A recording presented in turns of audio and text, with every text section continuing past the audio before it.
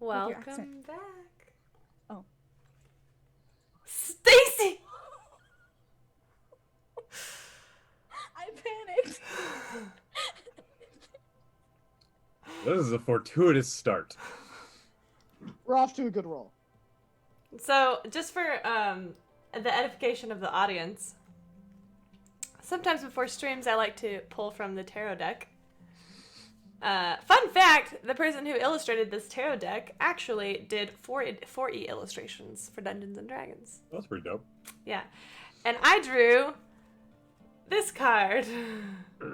That's the big dick energy card, we've decided. The big oof.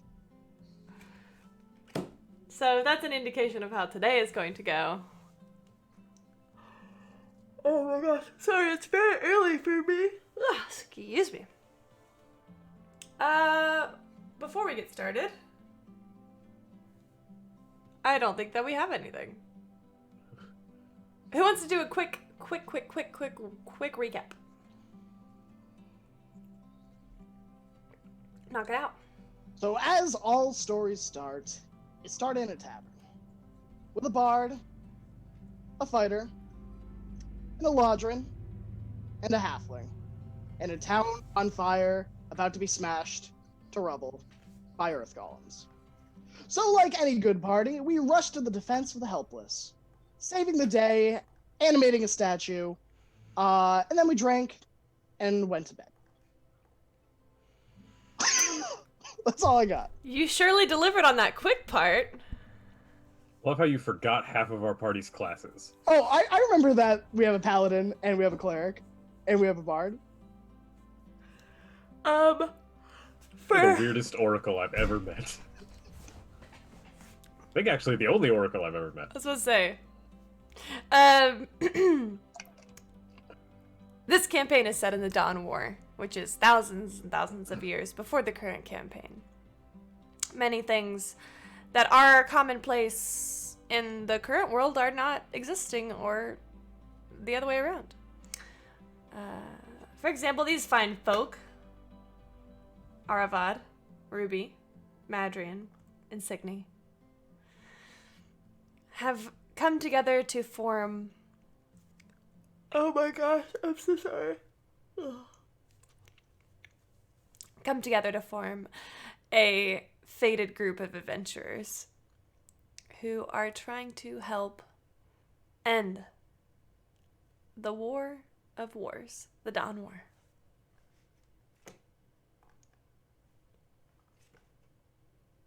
So we're going to get started. And this is something that might happen more between sessions, but there's a time jump. First Dawn, y'all have been together for about 3 weeks. It's been 3 weeks since that fated encounter.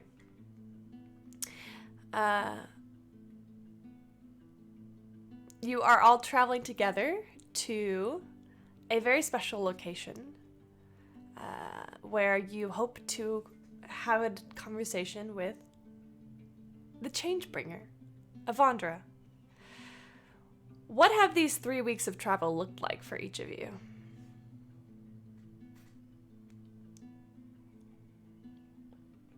Well, these last 3 weeks have been interesting. I've been talking to everybody, just trying to get a feel for them, trying to understand their stories, where they came from, what the deal is, and pretty much doing that every stop we've made as best I can. Yeah, other than that, been pretty chill. I've been cooking a lot. I'm a good cook.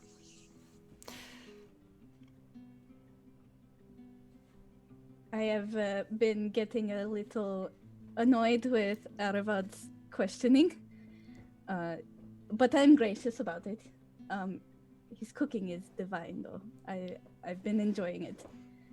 Madrian and Ruby are also very cool. I don't talk very much to them, but their mannerisms are very nice to hear. So it's been nice. I have definitely been, I'm gonna guess, the quietest of the group, maybe next to Signy.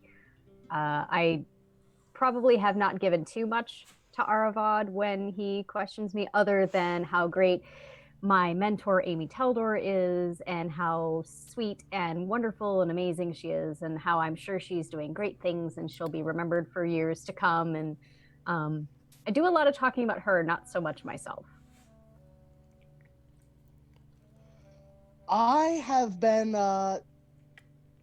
sending a sending spell every day. And then when it allows, I've been scrying on my family back home. When pestered by Aravad, I have given him select details. Details like, I have a family back home, I have 3 daughters. Base details. I don't give any details as to where I live or where I'm from. But I do give him kind of surface information that people may or may not know, like trivial stuff like, oh, I didn't know how to read for a long time, or, oh, my parents are alive. Outside of the questioning with Arvad, I think Madrin has spent most of the time, or I've spent most of the time, kind of relaxing, like the calm before a storm.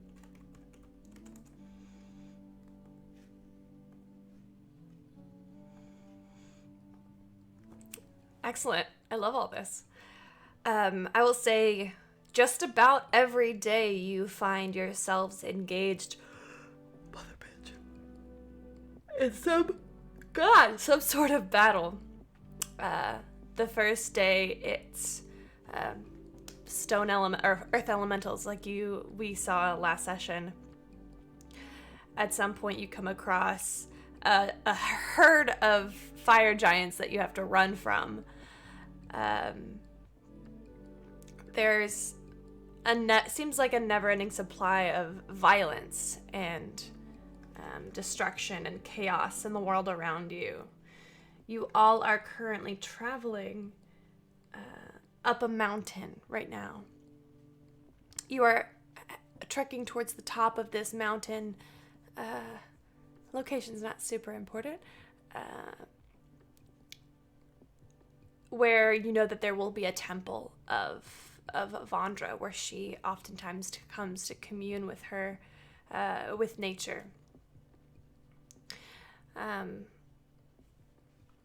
We are going to start the session off. You are about half a day's travel from this temple, and you are making your way up the mountain. Let's see how the last leg of this goes. Would somebody roll me a survival check? I will. Where is my bonus? Oh, okay. 17. Oh yeah, pretty good. Aravad, you feel pretty confident about your navigation skills up to this mountain. I'm gonna act like I've been on this mountain before. If you see right here when it crests up like that, some say that this is where the gods stood as they began the chorus of creation. As everybody walks by, I wait. I go to that spot and I look over. I think he's lying to me, but we'll just go with it for now, and then I'll follow everybody else. Yeah. As I walk by right before you're about to stop, I'm like, all right. And just keep going. Has Aravad been doing this often? Like, along our track? Okay. So I think I would probably just brush it off as just nonsense. Me too. Oh, that's very interesting, Aravad. You know a lot. That's... Oh, it's just the stories. Yeah, stories. Some people say that actually all of the spots were in one spot when they started. So really they were kind of everywhere, but I like to think it was that spot in particular.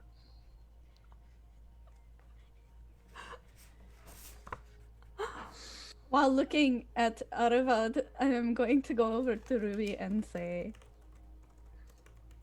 Ruby, I think you should take the lead on this one to talk to Avandra, because I don't think that she'll like Aravad very much. He lies a lot. Do I hear that with my passive? Signy, roll a stealth check. Oh my god. Oh shit. Stealth. That is a 5. Passive 17. Ooh, everyone hears it. I'm all like, hey! Avandra What? hears it. We're on like a mountain, right? Yeah. So it probably just echoes between the mountains. I'll like look over to see if Aravad has heard this. I'm just walking. I mean, yeah, I think that might be best. But we'll let him start, because I think he likes to talk, and then if need be, I'll say something. But until then, I'm just gonna hide back here. Honestly, Ruby, I feel like you have the better representation here. Sarenrae is a fair bit more well-liked among the Pantheon than anyone that I'm here for, so... You know what? That's actually a good point. Okay, well, we've got some time before we get to the temple. I'll figure this out. We'll be fine. It'll work. We'll be fine. We'll be leaving. She'll be on our side. It's good. Yes, we will, little star. Yes, we will. I keep walking. Oh no. So, what is this god? The god of again? It's kind of an interesting domain Avandra has taken up. She is the change bringer. New beginnings, changes. Just as things grow and metamorphosize into whatever they're going to become, Avandra sort of oversees that. Generally, she's considered good. Change is usually a good thing. Sometimes change hurts, but good. She sort of took up that mental, so the stories say, of course, because many deities were influencing these pivotal moments and trying to force the world to become as they wanted it. And so Avandra took that over so that they could sort of happen as they wanted. Alright. That makes sense. I guess. I could be totally wrong, though. That's just the stories I've heard. I hope you are not lying on this one. I'm not lying. I'm just repeating the stories I've heard. Yeah. I mean, it would be a little awkward if we came to talk to her and we were like, hello, change bringer, and she's like, that's not me. Right? That would be very unfortunate, yes. But I don't think that we are wrong in thinking that it is Avandra. At the very least, we got a nice hike. That is true. You always have to look on the bright side of things. I do like your optimism, Ruby. It is very refreshing. You are certainly a reflection of the sun that you serve. Well done, well done. I'm gonna like smile really wide at that. Just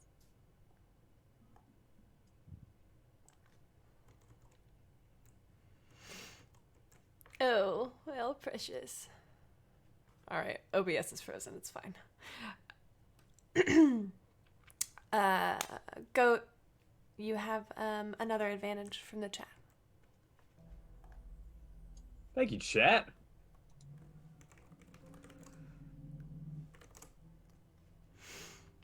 Oh gosh, it got really serious over here. Okay, friends. What is everybody's passive perception? 17 for me. Ooh. 17 group. Yeah. Yeah. 13. What's your perception modifier, Signy? 6? 16. Perfect.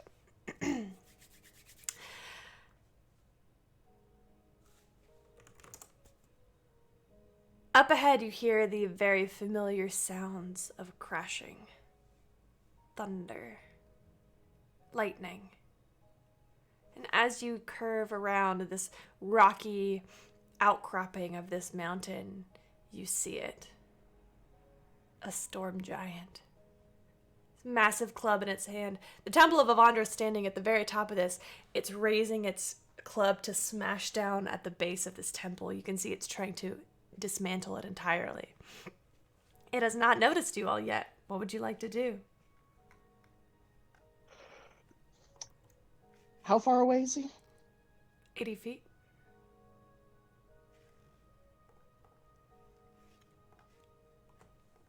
I'm gonna draw my bow, Okay. pull out an arrow, look over to Aravad, be like, oh, well, it's not very good, is it? Should I be firing? Should we be, what's the plan? Do you want me to just shoot him? I can do that. DM, can I roll perception to see if I can tell if anyone's actually in the temple? Sure, why don't you go ahead and roll? Ooh. 22. Yeah, there are some inhabitants of the temple on this mountaintop. There's kind of you would sense maybe like 5 or 6 life forms. I don't think that we have time to think for this, so I'm going to pull out my Moonblade and my shield, and I'm going to get ready. Are you guys ready? Well, ain't never, fought a giant, except for the ones we ran away from. That wasn't really fighting, was it? But, should be fine, right? I think we will be okay. And I will reach into one of my pouches and I'll pull out another bit of silver and I will kind of sprinkle it over Signy. And you feel this familiar energy sort of come over you again. And I'm casting protection from good and evil against elementals. As Arava does that, I will nod at him and start running over to the giant. Arvet, Hey! would you still cast that knowing that this is a giant and not an elemental? Oh, would Aravad know that? Probably. Okay, no, I would not cast that then. Okay. Well, shoot. I forgot that they don't count as that. That's okay. This one I'll hit with Fairy Fire. You gonna hit the giant? Yeah. Okay. Okay, so it's 60 feet, so I need to get a little closer. Okay. So Aravad will stand there and go, yep. Action is very necessary. Everyone good? Yeah, might as well I'm do this. already gone. Aravad clicks his heels together and begins to float, and I take off flying towards the elemental, or towards the giant. Let me get initiative from everybody. You will get a surprise round on this giant. Ooh. Did anybody roll above a 20? 21. Madry? 23. Oof. I can use one of my advantages on this initiative roll, You right? can, yeah. Okay, then I'm gonna do that. Can I use inspiration? You rolled a 21! But yeah, if you want. For my inspiration, you can either roll a d20, re-roll a d20, or add a d10 to whatever you rolled. Add a d10, because I want to be able to inspire Madrian before Madrian attacks. I got a 7, so 28 now. Oh my gosh. Well, I feel so inspired. Like, you will after my turn. Okay. Ruby, what'd you roll? With that re-roll, I got a 20. Okay. So 20. Nice. And Signy? 17. Dang, y'all. I can't believe we're already fighting. 1 second. Whoosha. You rush towards this massive storm giant. You see this creature is huge, humanoid looking, wearing kind of scale mail, massive leather armor. His beard flows down to his chest. He wears this cap with the fringe on top. I know what it's called. I don't know what it's called. In one hand, he has this great club-like weapon that looks like it's hard and bludgeoning on one side and slashing on the other. And then the other, you watch as he clutches onto the side of the mountain. There seems to be lightning boiling in his hand. Arvad. So as Aravad as I'm flying straight at this thing, I will pull out my longsword. First time I've done this, it has this large ruby set in the center of the pommel and the guard. I will turn towards Madrian as I am flying by. Strike true, strike quickly. If we're going to have lasting change on the world, we need to hit hard now. I will inspire you. And as I say this, the word now, as it leaves my mouth, sort of appears in the air and coalesces into a rune and begins flying around your head. And then, let's see, I can go... you said we were 80 feet away? Yes. I'll take my hands together. I'll say, I don't think Cord will like you encroaching on his domain very much. And I'll push forward, and two blue small balls of light fly out. And as they do, where before they became like lightning, this time they look more solid like earth as they strike into the elemental. And as the blasts leave my hand, I pull back my fingers and turn. And I raise up my palms, and another small bead of light appears. And as I stretch my fingers apart, the light seems to stretch into a web. And as I push through the weave, two more blasts shoot out. I am casting Eldritch Blast, and then I'm using Twin Spell Sorcerer to do it again. Beautiful. You said the gem is in the pommel, right? Yes. Okay, just... Not in the pommel, in the guard, the hilt. Blade. Right here. Got it. For science. Science! Okay, let's see. First roll is a 27. That will land. Sweet.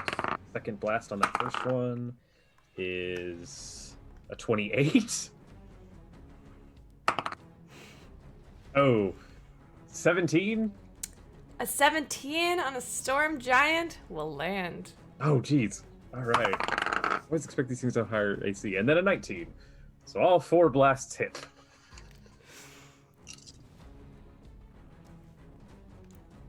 Eight, 17,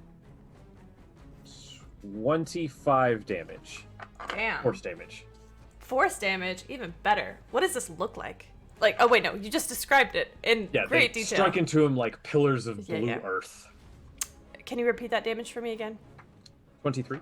Beautiful.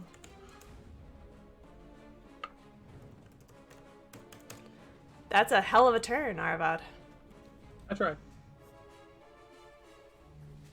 Madrian, you feel inspired by your bardic friend. That's 1d10, right? 28. 1d8. Alright, I've got my bow out, and I'm gonna fire 2 shots at him. That's a nat 20 and a 4, so I guess I'll use the inspiration to get that 4 to a 12. You can, you want to use his inspiration, or do you... Yeah. Okay. Yeah. A 12 is not going to hit. Okay. But that natural 20 is a crit! Whoop, whoop. That's 1d8 plus 5 damage. That's 6 and 8, so 14 damage. Alright, and what kind of damage is that? That should be piercing with a longbow. Okay. And as a bonus action, I am going to cast Spiritual Weapon. So, nice. Madrian looks at his bow, almost like he's been betrayed because it did not have much of an effect. And then he goes, well, this doesn't really make much sense. These are like toothpicks, yeah? As with all things, I'll need a bigger weapon. And he holds out his hands, and he kind of, like you see like a sheen of light in between his palms as he like starts stretching it. And this two-handed greatsword just kind of appears and like floats from his hand up into the air. And dashes like 30 feet forward, and I don't think I can do any other things, but I'm going to summon it basically 30 feet closer to the giant, and then next turn I'll move it closer. You can just go ahead and summon it on the giant if you'd like, and then use your turn to attack. I think I wouldn't be able to attack with the weapon because it's an bonus action to attack with. It's a bonus action to summon. Ah. So then I guess I will make a attack with that. Go ahead. I love spiritual weapon. It's one of my favorite spells. That is a...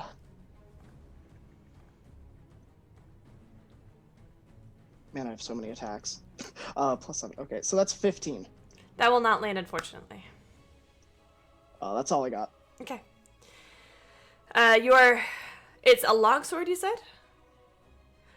This spiritual longsword goes up and strikes against him. Unfortunately, it strikes just as this storm giant is bringing this weapon back, and it hits against his weapon. It does not do any damage to him.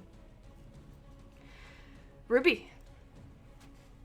Right, so I'm going to follow everyone up as close-ish as I can get until I'm about 60 feet away from the giant. And then I'm going to go ding-a-ling-a-ling-a-ling and cast Toll the Dead. So that's a Wisdom 15 saving throw. That's a natural 12 plus wisdom is plus 9, so that's going to be 31.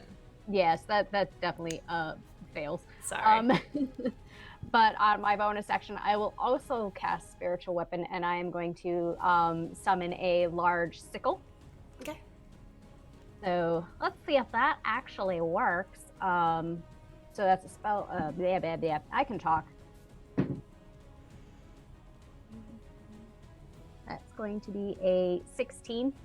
Unfortunately, oh no, that hits. Yay! Yay! Okay. Oh, I didn't specify. I'm casting that at 3rd level, so I'm gonna get 2d8. Actually, spiritual weapon, you need to cast it at 4th level in order for it to. Oh, so you it goes do? 2nd, 4th, 6th. It goes up every 2 levels. Ah, okay. Well, You then, can cast yeah. it at 4th if you'd like, if you have. No, 4th is fine. I'm okay with 4th. I just gotta get another dice. But yes. All right. So. So that's 5. I told you plus- this is one of my favorite spells. That'll be 13 points of damage. What does it look like? So I'm done with my little bell, and I summon this sickle, and as it goes to shift in position, it strikes down and slices across the shoulder of this giant. All of this is happening at roughly the same time. And then as this is happening, great turn, Ruby. Signy, what would you like to do? As I am looking at the magical weapons raining down on this giant, if I am 120 feet away, You're closer than that, yeah. I'm closer. Okay, I am going to raise my hand, and a spiral of light wraps around it till it's at my palm, and it will shoot out guiding bolt. Yes! Roll to hit. That is a 4d6. Roll to hit it. D20. Oh yeah. Yes. Wait. That does not hit. It is. You have advantage from the chat. You have 1 advantage and 1 crit. I'm gonna use it. Here I go. Yeah. All right. 22. That lands. Roll your 46.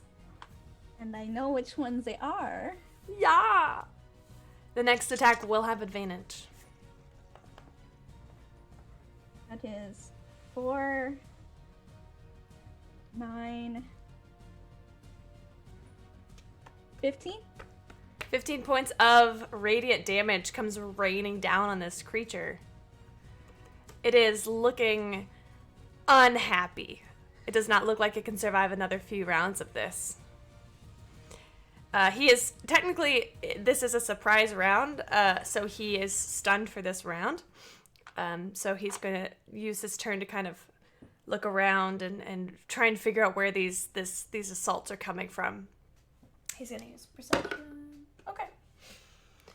You feel like he's got a pretty good idea of where you all are.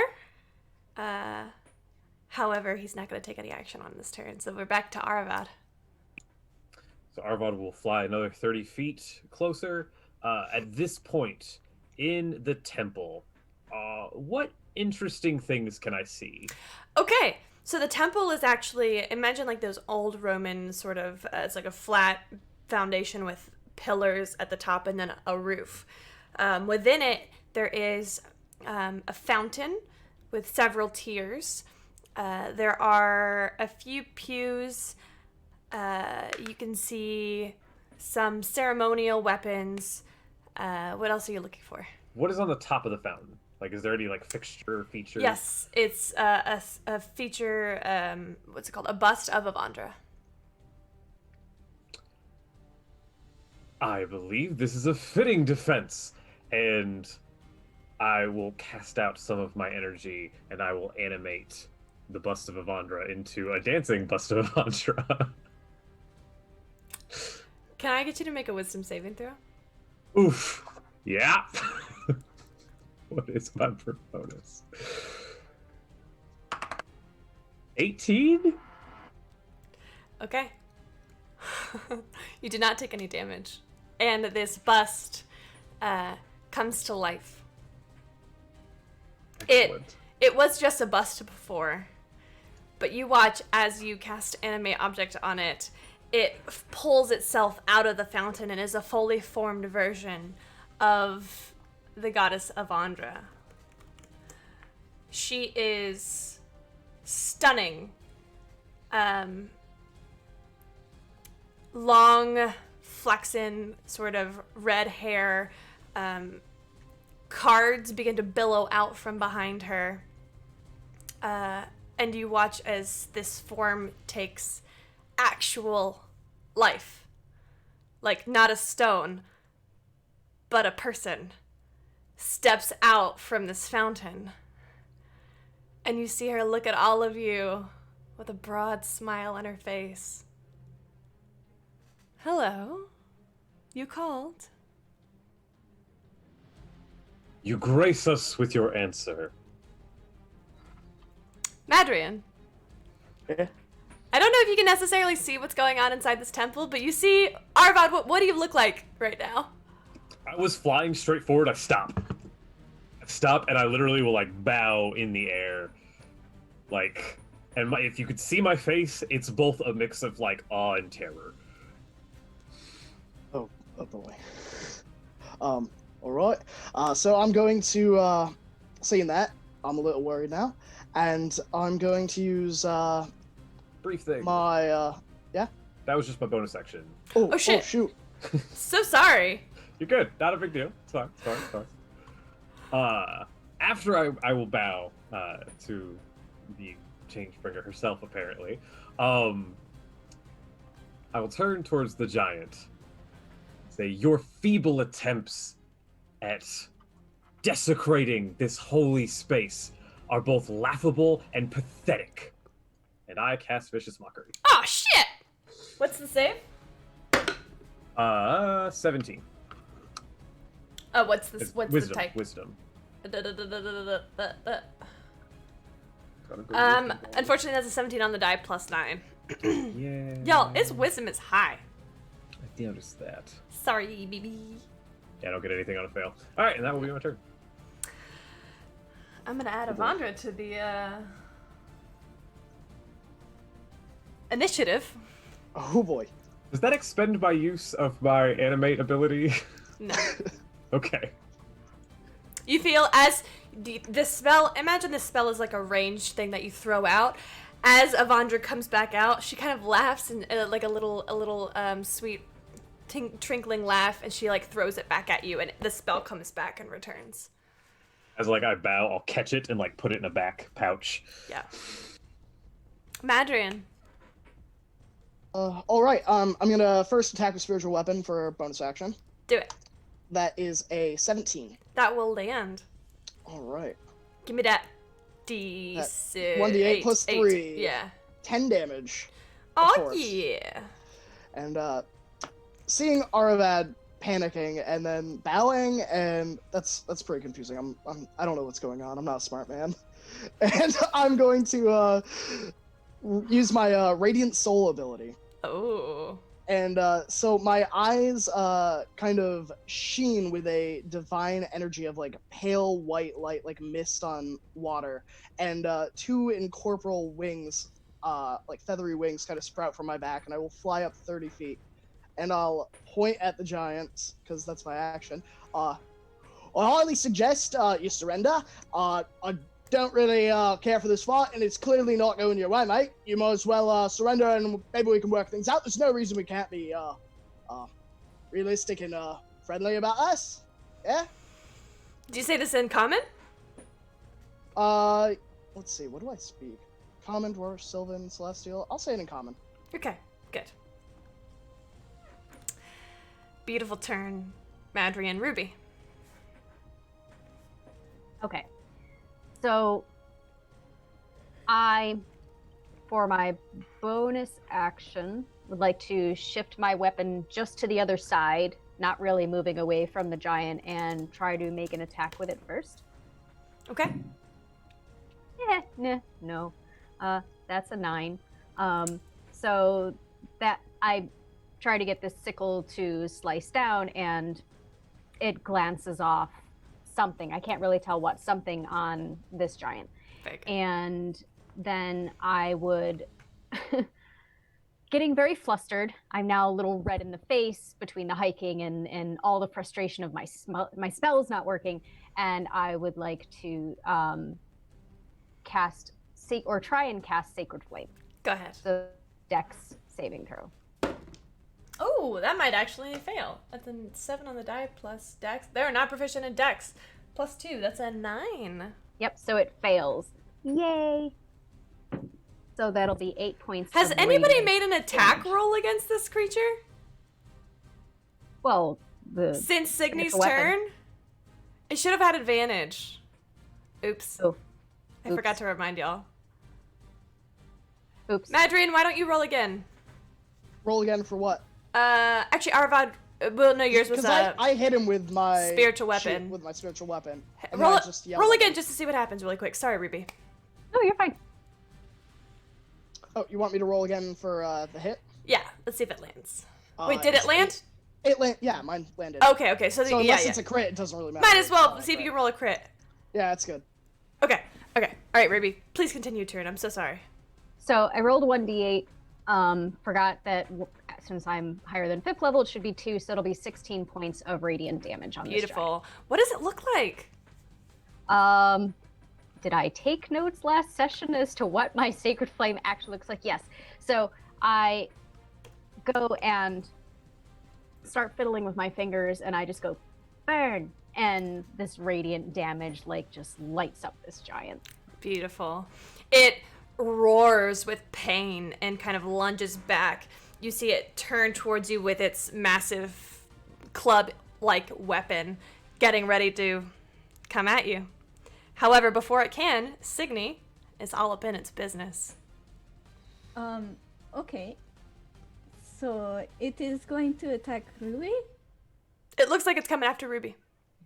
Is it okay if I have my shield animate and I will say go, and it will go all and protect Ruby? I'll allow it. Please. I don't know. No, it's You remember you've got a -2 to your AC, and Ruby. You currently have a +2 to your AC, as a shield dances around you. Now that my shield is gone, I will two-hand my weapon. Yep. And I will try and cut its leg. Okay.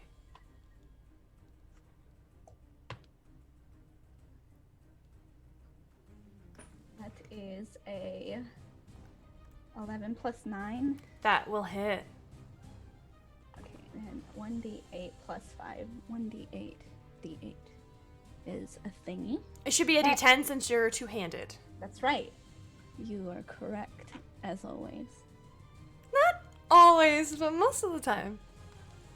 This one is a d10? No, this one is a d10. Yes, ma'am.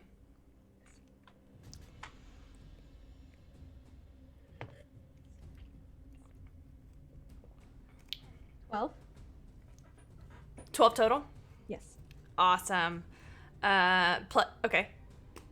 That was a 7 plus 5. Yeah. Yeah. That's your first attack. You get 2. Oh, I am going to.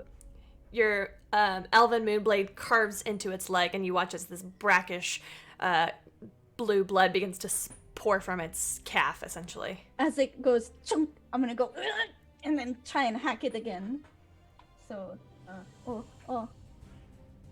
and can I cast a smite, divine smite? You can smite. Yeah, you can smite. Would you like to smite this last attack that you did, or you want to smite if this next attack? One. Okay, so yeah, you can say that after it hits. You don't have to say beforehand. Okay. Yeah. Cool thing about smites, they're super great. 15? 15 will... Wait, to hit? Yes. No, unfortunately, no. It's a 16. Okay. Do I have advantage on that? No. Okay. You know what? Fuck it. Take one of my advantages. I'll give one of my advantages to you because I never use them. No, go ahead. no. No, go ahead and take it. I insist. Okay. Go ahead. I really want this attack to hit. I know. Fuck, it doesn't hit. That's an 8 plus 9. Okay, no, that doesn't hit. Yeah. All right. I whiff it. Oh no. It picks up its... So the reason that you don't hit is it actually picks up that foot and tries to stomp you with it. And you have to dodge out of the way, and your next attack will actually miss. All right. That brings us to the Storm Giant's turn. It is going to come... Let's see. Hold on. Let's see what the first thing it does. It finally gets its turn. So the first thing it's going to do is make a lightning strike attack. It's going to kind of look around and directly at Ruby. I need you to make a dexterity saving throw. Okay. Does my shield do anything to saving throws or no? No. It's just attacks, right? You know what? I would like to use my auto crit Okay. that chat provided me because I'm really gonna need it. Yep. What's the total? So that would auto crit makes it a 20, right? So Yeah. 20. You don't have any dexterity bonus? Nope. Oh my god, that's hilarious. No, that's why I was like, I need that auto crit. So instead of 54 points of damage, you're going to take 27 points of lightning damage. Okay.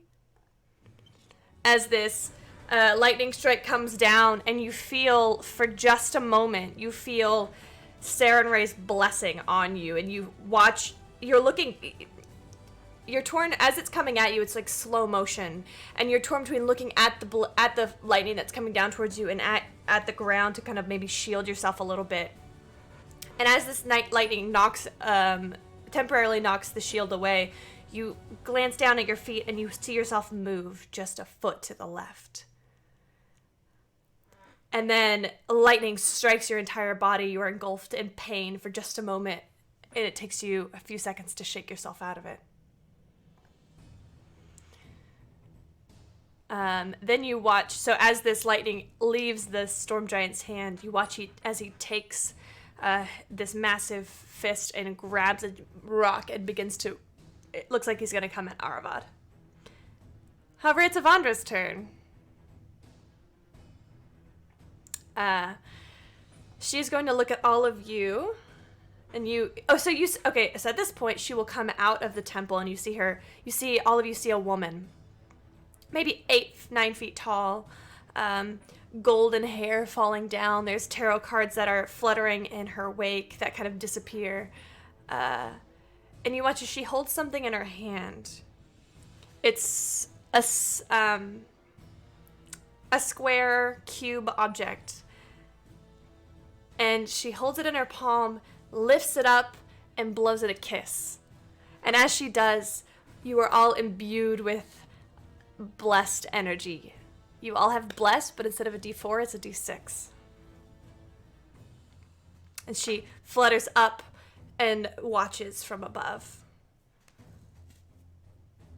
Arvad. So, feeling the energy coming from Avandra and seeing it strike Ruby, you see a slight those who could see Arvat's face sees a slight shift where before he was smiling and going, the smile drops. And he flies straight at the elemental, or the giant. And I am going to attack it with a touch spell. Because I'm casting Inflict Wounds at 6th level. Because fuck this guy. Let's see. I have advantages, so I'm going to use one. I'm going to use one of my advantages. Okay. And as I fly forward, I will say, that light is not yours to extinguish. Yes, 28. Oh, yes. Oh, yes. Rolled a 19 and a 4. Thank God for advantage. Thanks, Darren Ray, for advantage. Marking off my highest level spell slot. And that's a lot. That's a lot of 10s. It's 8d10. So let's see. 1, 2, 3, 4, 5, 6. Do I only have 7d10 out right now? I'll just reroll one. Please. That's such a satisfying noise. 8, 15, 20, 27, 34, 40, 50. 50 points of necrotic damage. 50 points of necrotic damage. Did you roll a d6 to hit as well? In addition? No. Okay, No. You didn't really need it, but it's fine. Hang on. Can I do something that I didn't think of? Sorry, I need to check how this thing works. It's fine. We've never played this game before. Okay. I will spend 2 sorcery points to quicken that to a bonus action, if that's cool. Yeah, sure. So as I'm flying forward, like, you see my speed, and you guys are kind of, especially, I would imagine, Madrian, since you're an archer, you know how things fly. I suddenly speed up a lot faster when I make contact with it. And then I am actually going to then just take my other hand, and you see a similar energy, and I'm just going to slam it into it again. At 5th level this time. Ah! Sorcerers are so dope! And, okay, so twin spell? Oh, wait, no, I can't use that. Never mind. Because you already used, yeah. Right. Well, and it's more sorcery points than I actually have at max. So, I'm going to use my d6 this time, and I will need it. Cool. 17. That will hit. I rolled a 4, plus 9, plus the 4 of my d6. Whew, okay, so, now... Oh, hey, I don't need extra this time, because it's 1d10 less. Alright. 7, 10, 11, 15, 23, 26, 29 necrotic damage. Damn. As you are inflicting this necrotic damage, you have dropped it a lot. 76 points of damage. What does it look like? Please describe it for me, Jordan. So the first one I hit, and as I hit it, the Storm Giant is like a blue-black, right? Lightning theme. Mm-hmm. As I hit it, a orange-yellow sort of like starts flowing through where it has like lightning veins. They all flare orange and yellow for a brief second. And as the second one comes in, it stretches up past its face. And it's almost like the sunlight is breaking through the storm. Wow. Wow. Madrian. Wait, is that your whole turn? Yeah, Jordan, yeah, okay. that was everything I got. Madrian, this this storm giant is looking rough in front of you. You feel inspired by the sight of Avandra glowing up in the sky like a star, like a light during like a star during the daytime. Do I feel like this giant understood what I said last turn? You feel like he understood. You don't feel like he cared. Okay. Well, now I'm scared because I don't want to kill him. I feel like hitting him is gonna probably do that. I don't know if you could kill him on this turn. Not a humanoid. Any living. Earth elementals aren't living. Because if it had been humanoid, I would have just used hold person and been like, ha ha ha. But I will. Man, I'm 30 feet up in the air. I don't want to drop my bow. My wife made that for me. Oh man, this sucks. You can make it non-lethal, Graham. For ranged weapons, I don't think you can specify non-lethal though. I'm the dungeon master. Okay, that's fair. I'll make 2 non-lethal shots then with the bow. Right. I'm gonna aim for the fingers holding his weapons. That's what I'll do. I'm gonna make him drop his weapon, if that's allowable. Okay. The AC will be a little higher for the targeted shot. Is that cool? That's fine. Okay. I have the blessing, so it should be good. All right, that is a 16 plus 3, so 19 Yes. for the first attack. Yes. And then for the second attack, that is a... What is my modifier? I think it's a 7. No, it's a 9. Whoops. No, it's a plus 11 for longbows. Shoot. That's a 23. Yes. So that will be 2d8. 7 and an 8, so that's 15 plus 5 for each. So 25? Yeah. 25 each or 25 total? 25 total. Okay. Yes, you did not kill him. But you did make him drop his club. It falls. Ruby, I need you to make a dexterity saving throw. Oh, no. Oh, also, I do have a bonus action. Can I use Healing Word on Ruby? You can. A natural 20. Good job. You are able to dodge out of the way of this massive thing that's like 3 or 4 times as long as you are. That's 6 HP. I'll go, sorry about that. Signy, you feel as though you are standing at its... Oh, so sorry, Mandarin. Keep going. Oh, sorry. I also deal radiant damage that I'd forgotten because I'm Yes. flying with Yes. the radiant Yes. soul. So that's once per turn. That's an additional 11 radiant damage. Beautiful. Signy, you recognize a creature that is on its last leg. What would you like to do?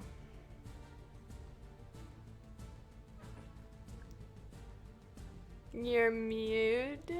Or if you are, I can't hear you. I'm actually conflicted on what to do. Oh, okay. How is Ruby looking?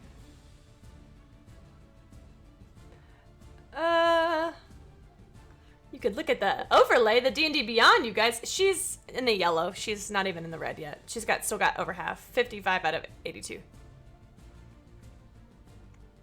Okay. I'm going to look at the giant and smirk and try and stab it in the gut. Yeah. You get 2 attacks, so go ahead and roll them both at the same time. Okay. I will do this. The first one is a 3 plus 9, which does not hit, correct? And then Correct. the next one is a 16. You also have Avandra's Blessing, which is a d6. So that 3 plus 9, did you add a d6 to that? No. Go ahead and add a d6 to that. Because that would be a 12. You could still hit with a d6. I'm gonna just take these out so they don't. Oh, it's a 1. Okay, so no. And then the next one is a 16 plus 9 plus Yes, 1. that does hit. Okay, so that's because it's two-handed. What did you say again? A I'm so sorry. d10. I'm gonna write that down. Two-handed D10. Use Dax dice. Yay! Let's see how you do. That is a 10. That's a 10? Is that a 10? That's a 10. What's your modifier? Plus 5. 15. I'm going to send you a screenshot of exactly how many hit points it has. Was it 15? It was exactly 15. How do you want to do this, Signy? So, as my moonblade sticks into its gut, I will twist it, and I will say, fall. And as it does, I yank it out, and it falls to the ground. It not only falls to the ground, but you watch as it falls backwards, its eyes going, the light leaving its eyes, it falls backwards off of the mountain and tumbles all It's of the way down. Not on the temple, though. Not on the temple, though. Well done. Well done. Oh. After it's, can I do something real quick? Sure. I will rush over to Ruby and take her chin in my hand. And I'm gonna say, "Are you okay?" And glowing light on my fingertips, I'm going to cast Cure Wounds at first level. All you hear is, I'm sorry, will you stop touching my cheeks now? Sorry. So that's 1d8 plus 3. Yep. 1d8. That is this one. Plus 3. 4, 5, 6, 7. 7 points. Well done. Oh, that was beautiful. You see this elegant feminine figure float gently down to your level. As she slips past Aravad and Madrian, who are still flying, I'm assuming y'all come down as well. Yeah. I've been expecting you. Why don't you come inside and we can have a conversation? Well, that sounds delightful. Follow me. She floats really back up this short trail to the temple, which suffers a little bit of damage, but not as much as you might expect. And she waits for you by the fountain. And as she does, she goes ahead and has a seat, and you watch as she lets her hand flutter in the water of the fountain, like she's feeling the way the water trickles against her skin. Who are you? Oh, it's this question so early. Who are each of you? Okay, good. Well, a pleasure to meet you. I'm Madrian Wolfhart. I'll dip into a little bow. Wolfhart. Yeah? Well met. Well, the pleasure's all mine. And you, elf? My name is Signy. It is a pleasure. A beloved of Coraline. Fascinating. And I'm afraid I don't know you, sir. I am Aravad. I'm loosely here on behalf of Osiren. Ah. Osiren. And, who are you? Is Savandra still like 9 feet tall? Yeah. Okay. I'm Ruby Swiftfoot. Cleric of Saren, right? And I'll give a little dip. Oh, that's not necessary. Thank you, Ruby Swiftfoot, cleric of Sarenrae. I shouldn't be surprised to see a follower of Osiren and a follower of Sarenrae in the same room together. Ruby, you would know that they are considered to be lovers. Ah.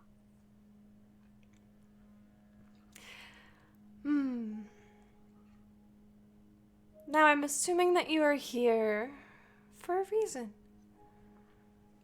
We are. That is very true. Forgive me, when we arrived, we didn't feel your presence, and we saw people in harm's way. We acted. I don't know if we overstepped into your domain a bit.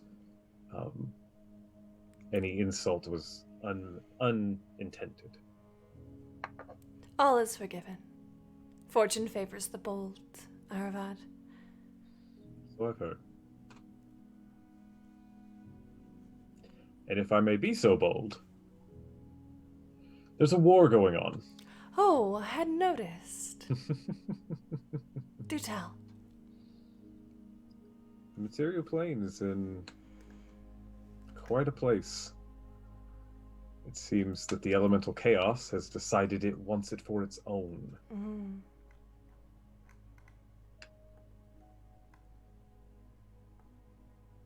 And Why have you stayed out of it? I will be honest with you. I'm exhausted. I would love to help. Save mortal lives. Ensure the future of all of the races. She gives a special look at you, Ruby.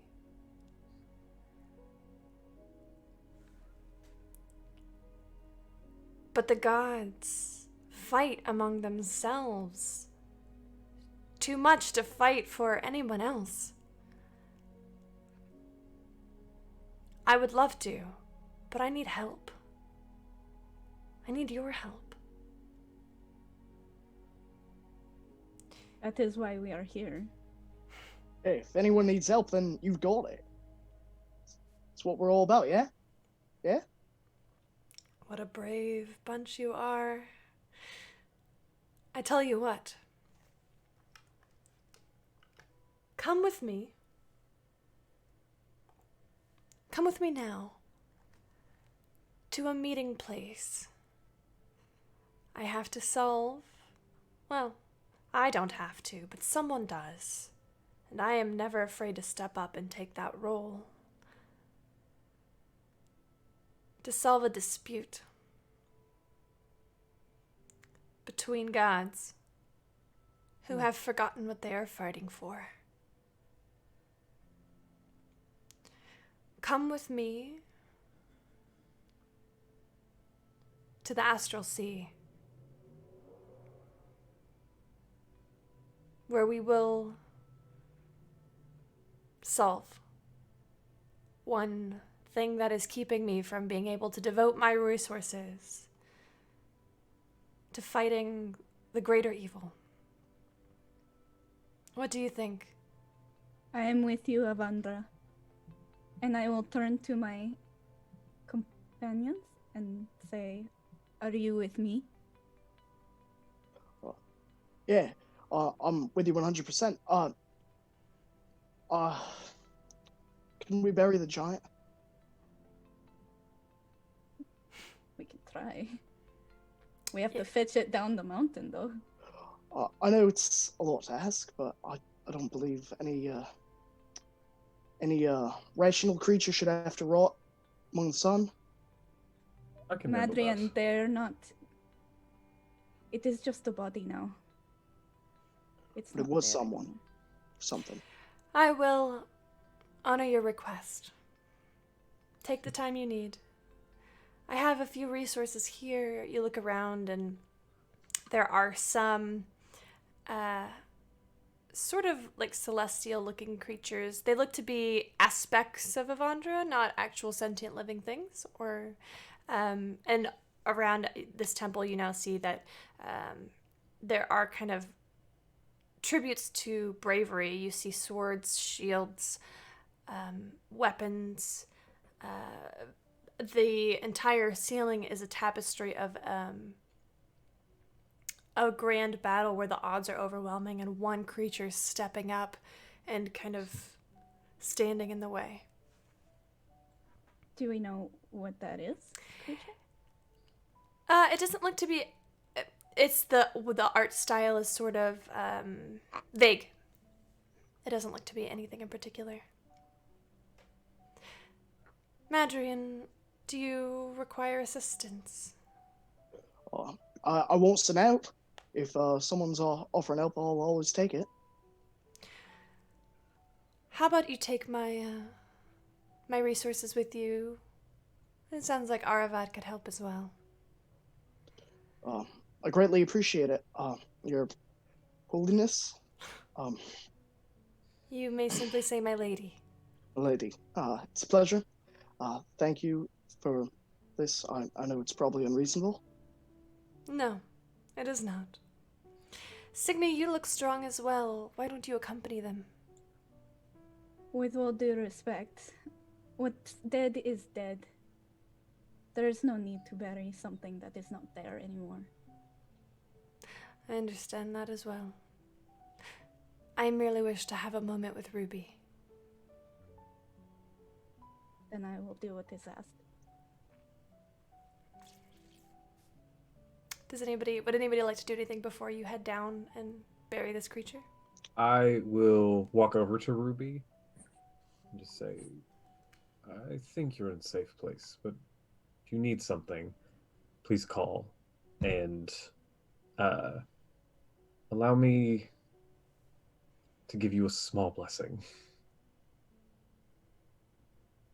I'll put my hand on your shoulder and I will say, the Siren's guidance. And cast guidance.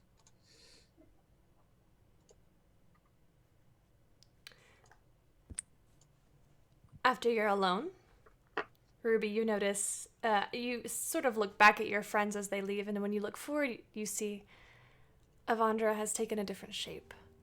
She is similar to how she was, but she is your size.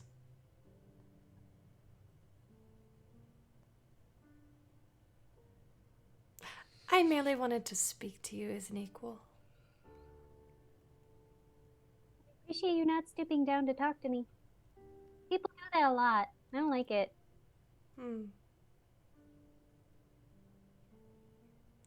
Tell me about yourself. I fiddle with my fingers a little bit before I look back up. Well, what's there to know?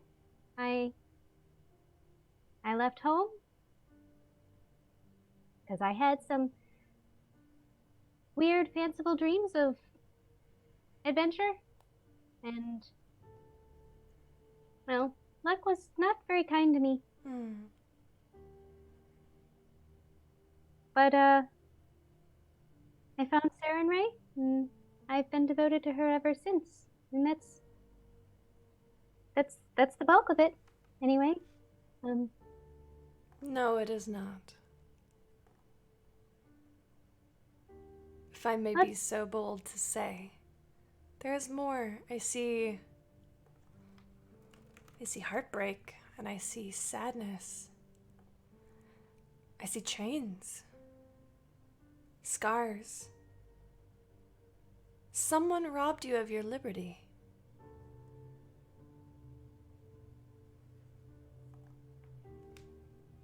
Yes, that is true. How did Much you as I don't like to think of it, it is true.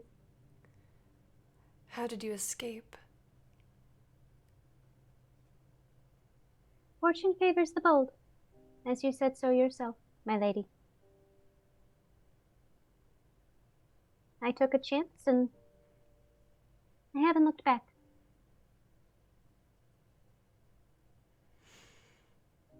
And if I may be so bold again, do you promise that if we do help you, you will help us? Of course. Of course, sweet one. I feel for the halflings.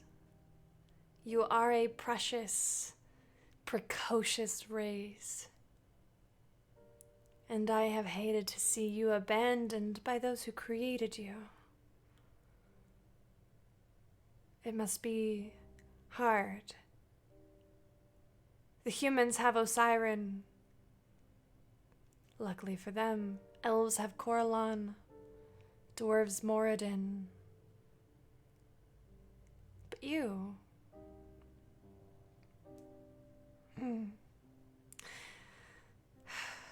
Such a small race, I worry that you may not.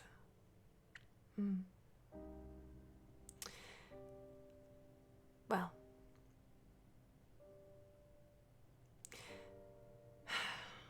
If you help me, Ruby Swiftfoot, Cleric of Sarenrae, I will help you.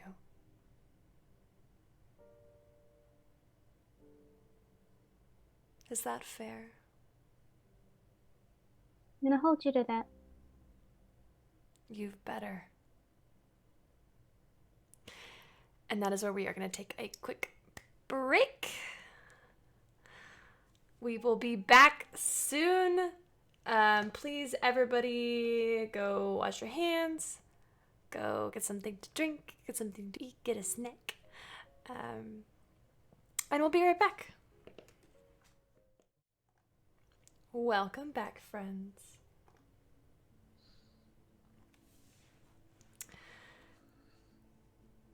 Mandarin, would you describe the burial of the stone giant for us? Oh, before we get back to it, just diving right in. We're playing the first Dawn, which is a campaign set in the Dawn War. You saw some lovely advertisements for some people. Campaign coins, Erisavad, found familiar. Lovely, great, awesome people. Mandarin, would you describe the burial for me? Sure. So I think the first part of this is just getting down the mountain to where the body of the storm giant fell. And I think we probably discover this giant kind of scattered upon the rocks. And with the Avatar's help, we kind of move him to more flat ground. And I think it probably takes like half an hour, 45 minutes, even with their help, to kind of start digging this large hole. And I know Aravad wanted to use like mold earth, right? So I think we utilize like a combination of spells to kind of cover it up. And I don't think it's remarkable. I don't think it's anything special. I think it's just a simple like dirt mound. And once it's all finished and they're buried, Madrin I kind of look around. I'm not good at these kinds of things, but no one asks to be in a war. No one wants to be put in a situation where you're going to be fighting other people and taking lives. At least I don't think most people do. Everyone here has family, loved ones that we protect with our lives. That's what we're doing here. What we're fighting for is everything that matters, and it's easy to take a life. It's as simple as stabbing someone with a sword. Not too much thought into it.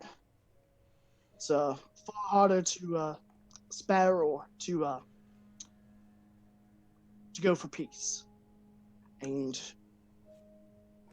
this isn't a war that I believe we're going to win by eliminating everyone on the other side.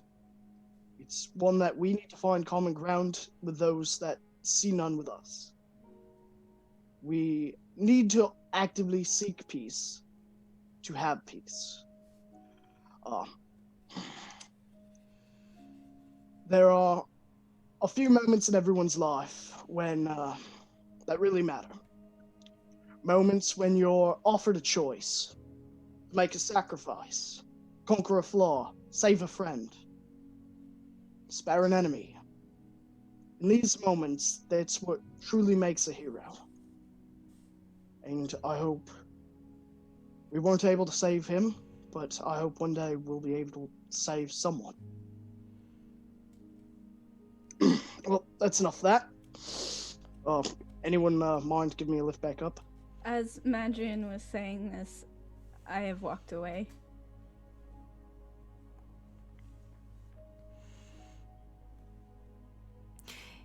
The aspects of Avandra will give you a lift up as you requested. Signy, you are free to walk up or ask for a ride. I'm walking up by myself. Okay.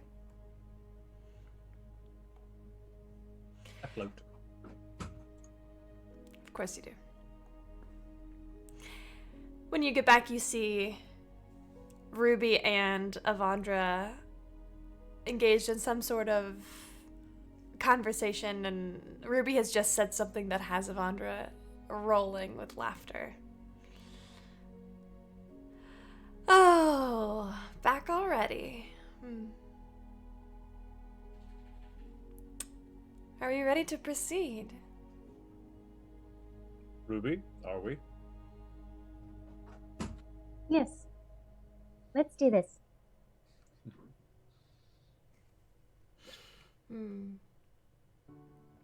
Take my hand. Each of you. I'll stick my hand out. Her hand is feels just like anybody else's. Corporeal, solid, warm. But as you touch it, it's like that feeling you get when you're falling. Of your blood suddenly weightless, a jolt in your stomach, a little bit of fear, mostly adrenaline.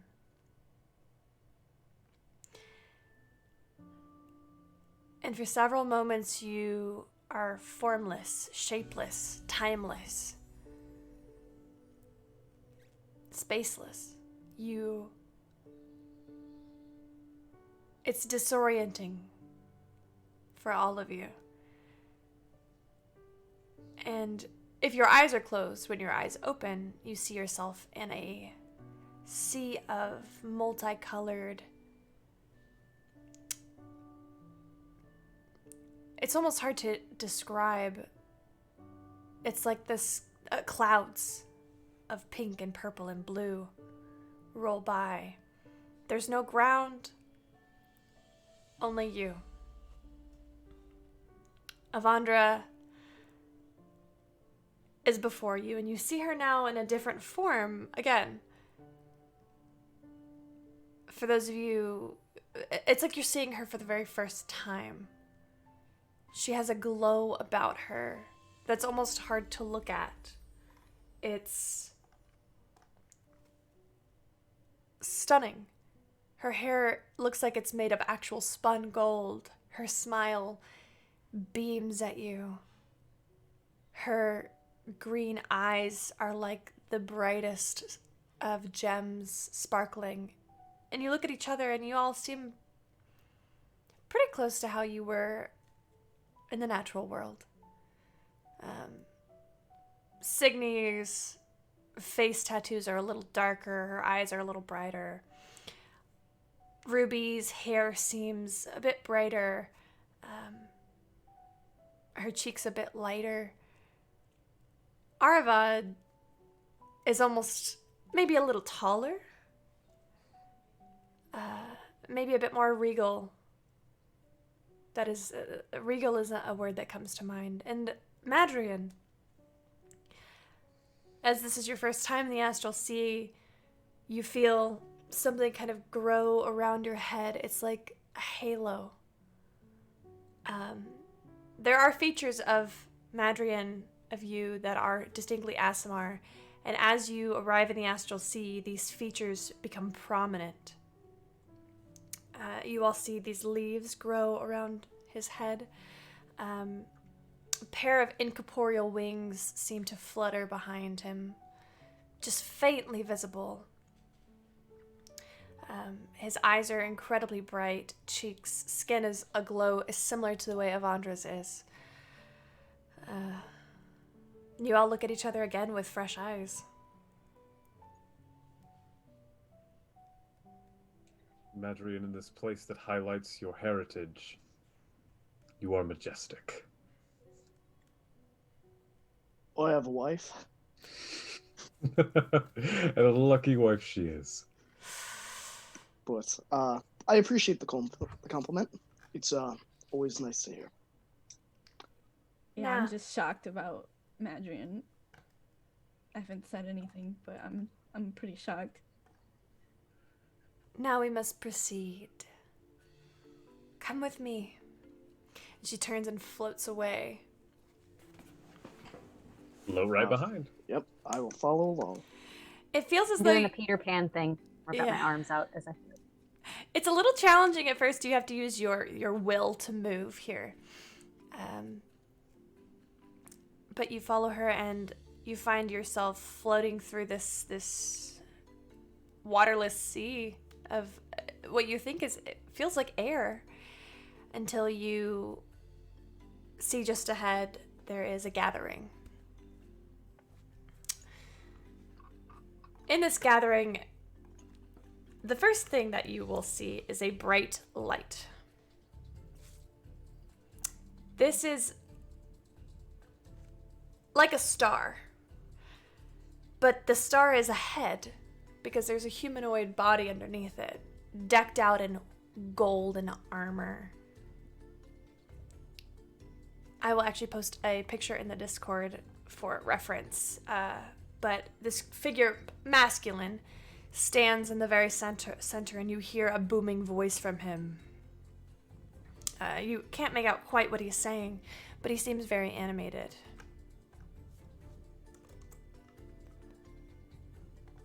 The next thing that you see is more of what you don't see.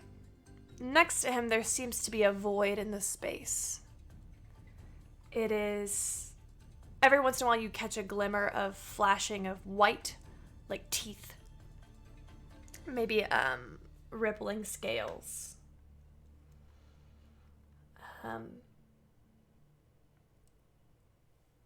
And next to that, one second. There we go.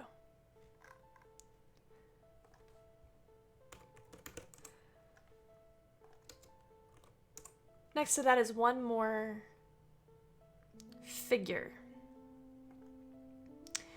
At first you see flurries of white around her. She is cloaked in various, you hesitate to call them rags, but they're not quite clothes either. Swaths of fabric. White hair comes down from her face, which is as pale as ice. And each of these two darker creatures stands on either side of this central bright figure. And as you approach, Avandra begins to speak to you. Friends, this is what I was speaking of. Zahir and Kala fight against Pelor. Each wants their own claim, their own dominion to rule. And they would rather squabble about this than unite and fight against the primordials. You are here to remind them what they are fighting for.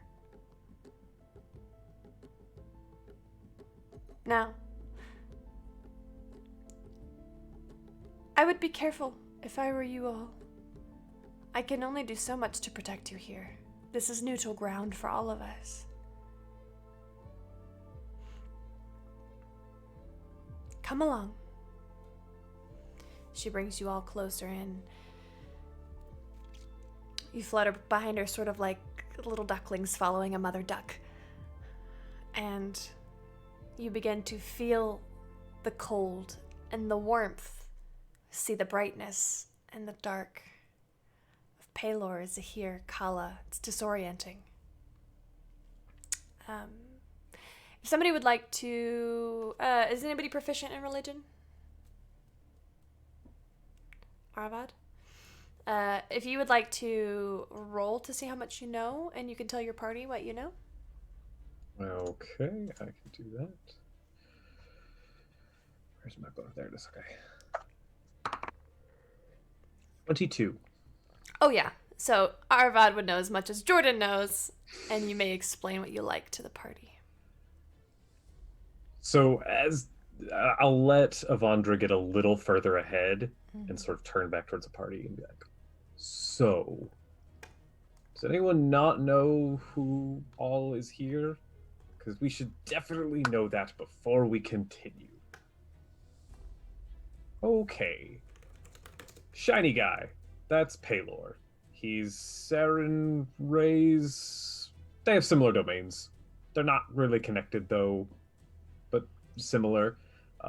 Sunshine, light, a little bit of justice. It's kind of his things.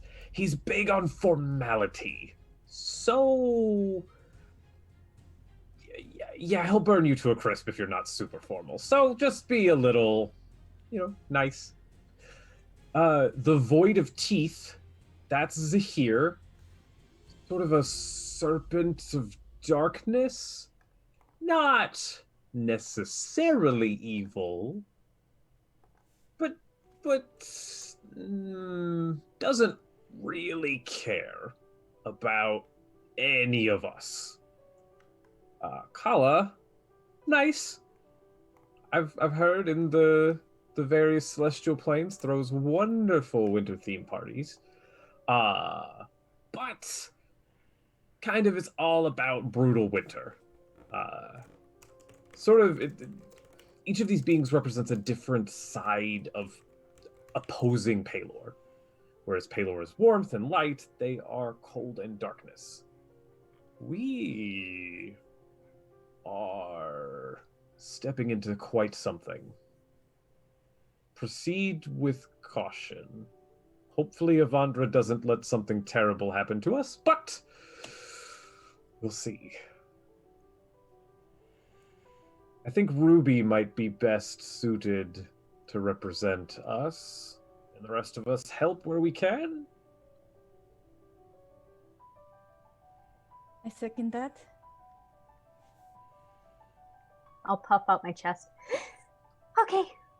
And I'll look at Ruby as you're going, and can I give you another blessing? Yes, please. Do we have a minute? You asking me or the DM? DM, I guess. Yeah. I'd like to cast Augury. What's the time on augury? It's casting time of 1 minute. As you want to go ahead and consult the bones here. Yeah. Yeah, I'd say that you can do that in this aspect. What is your question? Man. Well, I think I can only ask them about a specific course of action. Yep. Will us assisting in this debate yield good results? You get wheel and woe. All right. Well, that didn't really help. Good and bad. That's pretty much everything there is. But that makes me feel a little bit better. At least it can go good. You feel as though, as you are casting this spell and kind of consulting your oracle powers, your connection to the weave is a little different here, so it's a little harder to kind of understand and interpret your results. But you gather that it's gonna be a mixed bag. All right. Well, Ruby, this is your show. I don't know much about the gods, so I'm probably not going to be much use. And I will put a hand on Ruby's shoulder and be like, Saren Ray chose you for a reason. It's time to shine. And not only am I going to cast guidance, but I'm also using an inspiration. Okay. And a little note starts spinning above your head. But this one actually looks like the symbol of Saren Ray. Cool. I like it. You all continue to approach this trio in front of you. Yep. These creatures are larger than life. They are massive. It doesn't feel like you are particularly small. You feel like you're normal size, but it just feels like you are in the presence of something so far beyond your own understanding. It's terrifying and exhilarating, stunning. The apprehension starts to build as these three creatures turn their attention to you. Say, who is this? Sahir begins to slither towards you. Like I said, I've puffed out my chest. I'm standing up as straight as my 2'11" frame will bear. And I walk towards Sahir. Ooh, a brave one. I am Ruby. I'm a cleric of Saren Ray. And I'm going to look at all three of them in turn. Zahir snatches at the air and turns away from you quickly, as if the utterance of the word Saren Ray has turned him away, has turned his attention away from you. You see Pelor, the Dawnfather. Avandro, what is the meaning of this? Well, I thought I would bring a reminder of why we're all here. To help you solve your petty dispute. This is not a petty dispute. Winter cannot go on and rage. The crops will fail. The mortals will die. If there's no sun, how will they see? Osiren would be raging if he found out that you would take away his humans' power to see.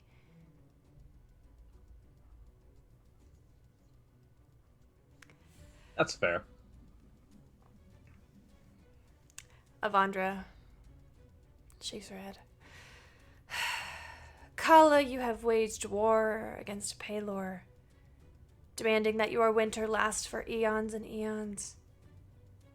Pelor, you cannot deny Zahir and Kala their domains. What do we do? What is your compromise? There's a lull.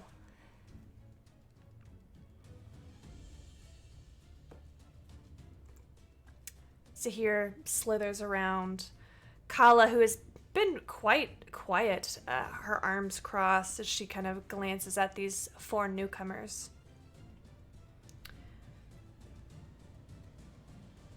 You feel the icy gaze of her on the backs of your neck as though the temperature near you has dropped significantly as she looks at you.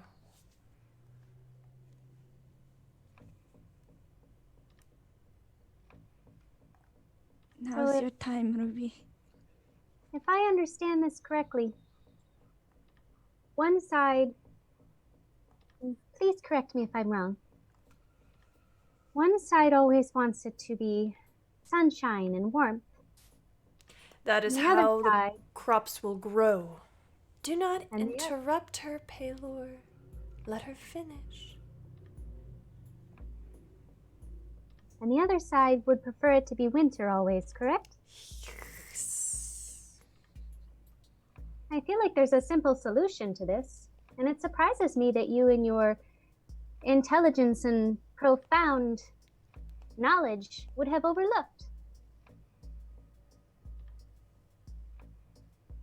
Have you considered that perhaps for 6 months of the year, for a majority of the material plane, there is sunshine and warmth so that the crops may grow and people may survive, and then for the other 6 months, winter may take hold. And then in certain areas of the material plane, winter may have a longer hold yet still, and summer would have a longer hold in other areas. Why not divide it equally and share in power so that all of us on the material plane may benefit? And the darkness. When will When will that appear? When do I get to have the darkness? If I am not wrong, darkness comes every night, so you already have quite a domain. And in those areas where winter has a longer effect, perhaps at the highest peaks and the lowest poles, darkness would last longer and daylight slightly less for a certain point of the year. Would that not be equal for all? I'm going to look at every single one. How do I know that Kala and Zahir will not encroach on what they have promised? Your people will let you know. If darkness is too much to bear, if the sun is too hot, if winter too cold for too long, and crops fail, those that serve you on the material plane are the voices you will listen to.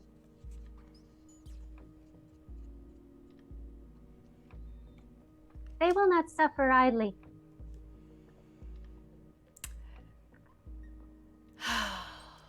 You see, Avandra is beaming. Her smile extends, it looks as though the brightness of her smile extends beyond her own self. And these three gods are stunned into silence.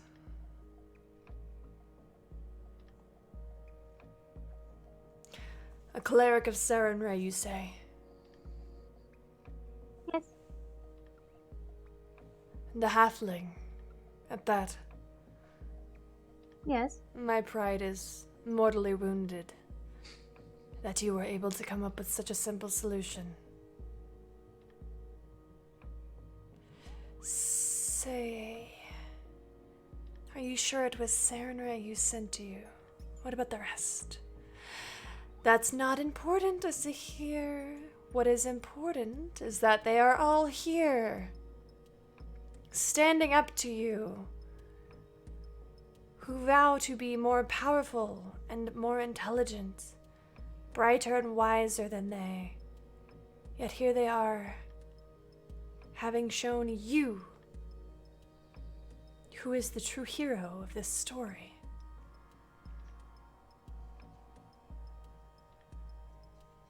Kala turns away, touches her chin.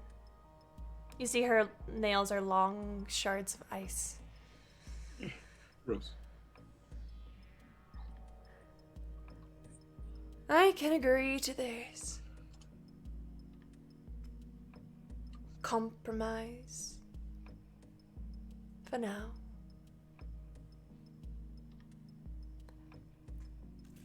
Who's got a passive insight above a 16? Okay. I'll message you. Dope. What if I am on 16? Yes, then you too. I had to pull it up. I have a passive wisdom insight of 17. 21. Oh, then I will, yeah. Insightful boy.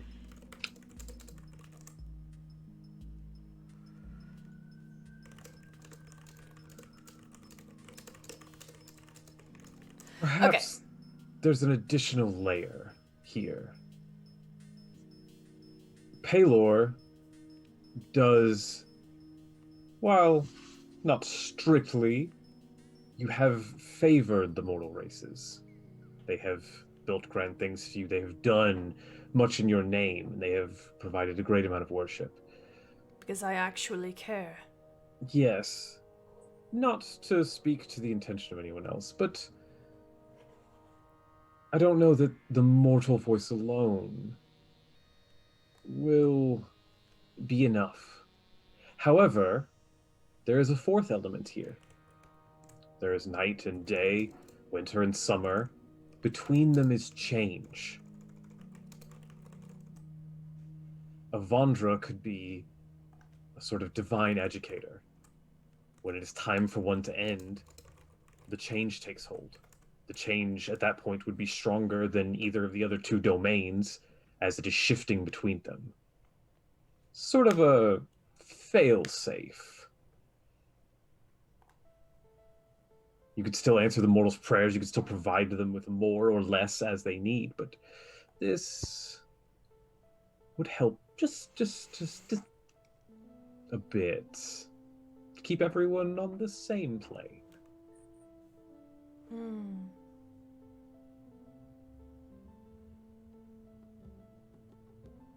Of course, milady is free to turn down this. I don't mean to volunteer your services. I know you're incredibly busy with your own.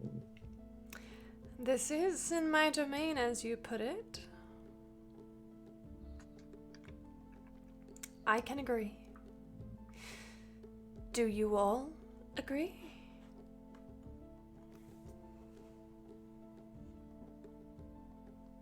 Yes.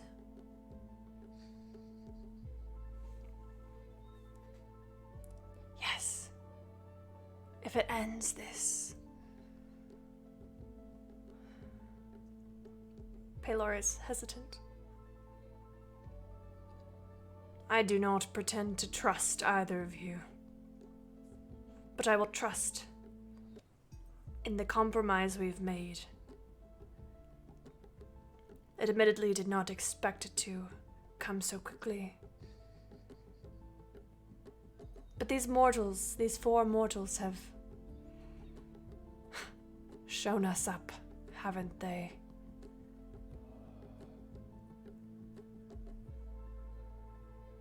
I agree.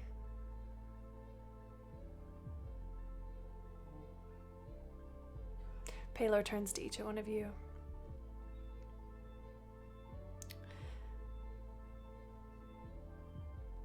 Who are you?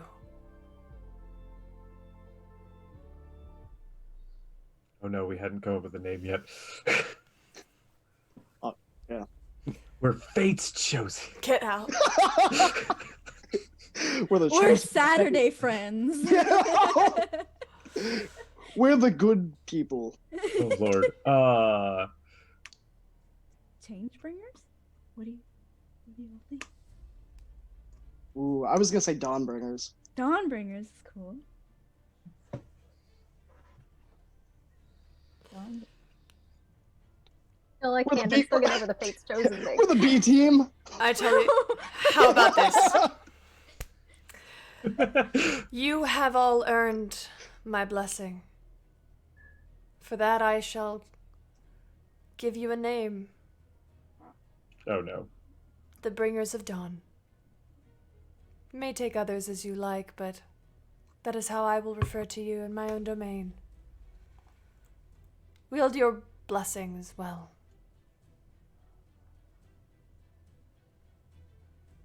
It's certainly better than being cursed. I will bow slightly. Say thank you, Lord of Light. Now, if this is all, I will return to my domain. Paylor gives each a nod and vanishes from existence. Those of you with a passive insight above a 16, or passive perception above a 16, would notice as Zahir and Kala exchange a glance and go separate ways. They flutter off into the distance, leaving all four of you with Avandra, who floats towards you. I will admit I did not expect that to go so quickly. You should be very proud of yourselves. That agreement will need to be watched over. Oh, I most certainly agree. Yeah. Did anyone else see that look at the end? I did. No, Kala was lying most of the time. She appeared to be... Well, she has never been quite satisfied with her station. But she has agreed to fight with us for now. We are forging alliances with people we never thought we would. If Paylor can be convinced to fight alongside Tiamat, we can fight with Zahir and Kala. That is true. That is true. Now I will return you to your home, where you may continue on your journey. Take my hand. I will do so. As you do so, it's the same feeling, pulling at your navel, like a drop, like something has been, the trapdoor has been released underneath your feet. And you find yourselves in Avandra's temple, alone. What time of day is it? It's nighttime.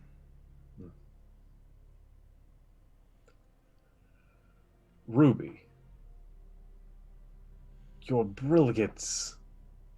That was excellent. I didn't think that would actually work. I'm gonna sit down on the fountain. I'll sit next to her. Yeah, I'll join them. I just threw an idea out there. I didn't think they would actually listen. Oh my. I'm gonna pull onto my hair. Oh my. Oh, that actually worked. They agreed for now, but as Avandra said, I am wary. I am wary of Kala and Zahir. I think that we must watch ourselves from now on. One step at a time. You've Don't know agreed to that- help? I don't know that they'll make a move against us specifically. Doesn't really benefit them. But yes, they might out of spite. They're not the most honorable beings.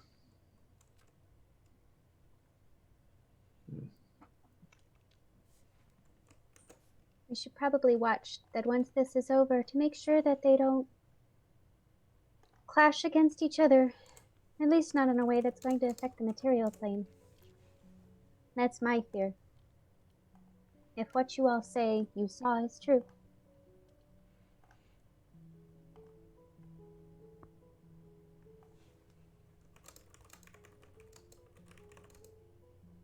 Well, where to next? I was going to ask you that question. Have I had any dreams in these past few weeks? Actually, you have not. Perhaps we need a bit of time to reflect. There are many options, many beings we could consult or attempt to sway. Perhaps we just need some rest. Reflect, reach out to our patrons or keepers or deities, however you'd like to refer to them. See if there's guidance there. That could be a good idea. I wonder if there are rooms here. She didn't tell us we technically had to leave. Arvad will start looking around. You do see so where you are is on top of the mountain, and you came up one side. If you look across the way, you see a staircase leading down. You're not sure where it goes. Is anyone up for a little adventure? Oh, so we met gods, and you want more adventure? This I is mean, I an don't know about adventure to find a bed. I mean, I you've don't know got a about the rest of bedroll, you, but I right? have adrenaline that has to get caught out. Right. So we walk. That gets the adrenaline out. I suppose we could just sleep here, but where's the fun in that? There Maybe are there's- stories elsewhere. Maybe there's a town nearby. That's possible. It's possible. It's a bit late, though, and since a storm giant was just here, there might be more. I don't. But we know there might be less. Well, we definitely know there's less. I suppose that is fair. I wonder what sort of trees bloom out of a storm giant's burial.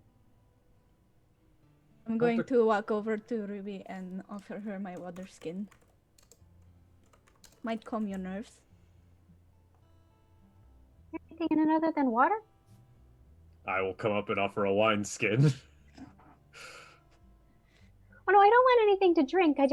I've never had somebody offer me water to calm me down, so I was wondering if this was an elf thing. It's just water, Ruby. I'll take a sip of each, why not? Thank you. Ruby. Hello, Ruby. Oh. I hope you're well.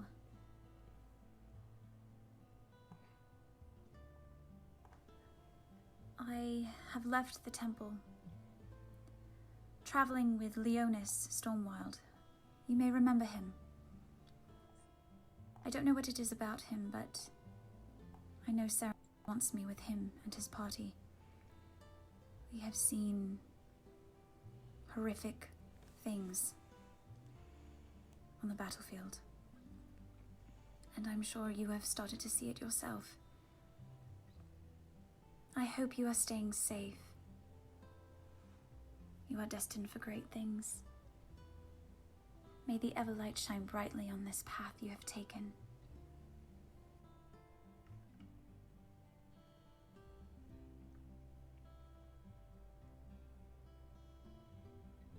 That whole facial reaction is exactly what you saw on Ruby, that surprise and then sadness and then just this warm smile. I offer And at the her end of it, water I'm- again. I offer you water again. The wine is Vivian. good, but it's not that strong. What just happened? I just heard from my mentor. Who? I don't think you spoke of them. Who are they? It's, I'd Well, love to she's hear a- more. She's that person I've been telling you about for the past 3 weeks. Amy Teller? Oh, in honesty, I thought you were making her up. No. No, she just, out to me to tell me that she's left the temple where I left her. She's helping someone named, Fiona Stormwild. She says that Saren Ray is calling her to his side. And that she's also seeing the harsh effects of battle. I see. That is unfortunate. This war does rage everywhere. It's been everywhere we've been, and that's not an accident.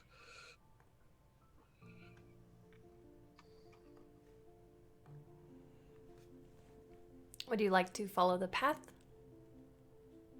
Or stay where you are? I'm going to go. Okay. It is a stone staircase that comes down and then immediately turns inward, and there is an archway where there is a sort of like a large room. The very center is a like a fire pit, and you see that there are several abandoned sort of like bedrolls, as though this is used as a temporary sleeping space for people who travel here. See, wonderful. What stories these rooms could tell. Ruby, Only I had a way to speak to stone. Ruby, what's your passive perception? A whole whopping 13. That's fine. As you take the step out onto the staircase, you feel a chill roll down your spine. And as you turn and you look up back at the painting on the ceiling, instead of the vague art description of a creature standing up against all odds, you see yourself standing against the gods, your friends behind you. The painting was obviously made with love and adoration. You see your wild hair blowing back in the wind, a very stern and firm expression on your face as you declare whatever it is that you're saying in this painting.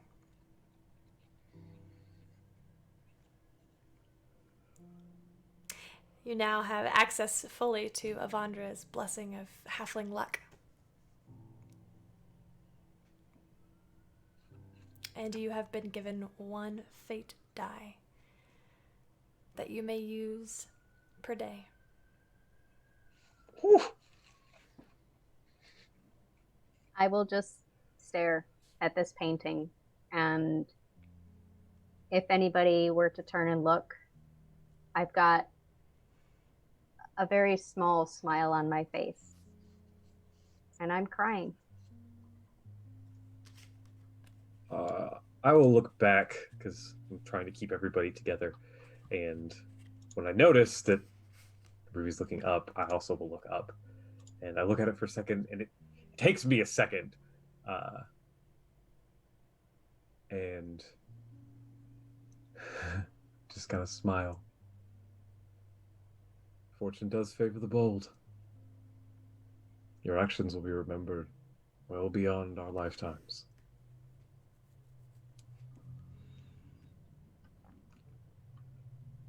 I hope so. Because damn, that was scary. That But I'll it continue was. down into the room. That it was. More than you might know, young one. I will follow behind her.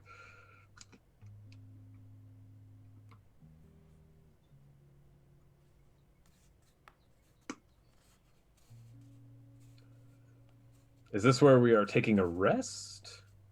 You may. Is that cool with everybody? All right, when everyone goes to sleep, Arvad goes back upstairs. And he goes to the fountain. Or I go to the fountain. And has the bust returned? Or is it just a fountain? Okay. I just sort of walk around the fountain, just kind of like, it's probably a little low for my reach, but I'll use like Mage Hand to sort of like skim the top of the water as I walk. Say that was quite a task you put ahead of us. I hope you'll forgive me for involving you. Kala and Zahir, they might be stronger than Paylord when they're combined. Paylord needed something. Not necessarily your direct influence, but something to sort of keep it at bay. I wish I could have consulted you first, but I didn't know the brilliance that Ruby was going to bring forward. That was remarkable. Simply remarkable. And I'll kind of look up at the bust. You took a big risk involving us. I know that's kind of your thing. But thank you for giving the younger voices a chance.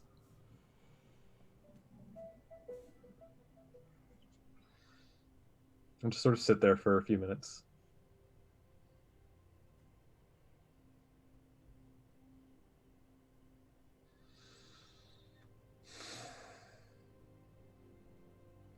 And then I'll get up and I'll head back towards the stairs. As you do, you notice a presence behind you.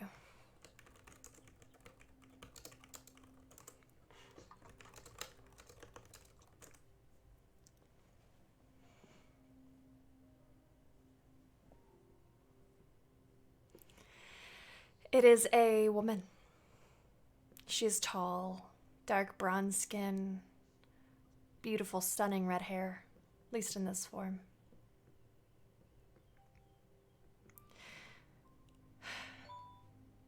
She bows her head low.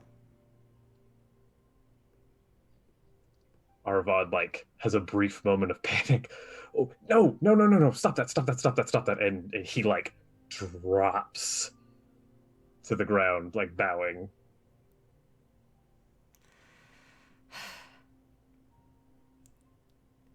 I could not reach you. I've been busy. What's wrong? Why would you come find me here?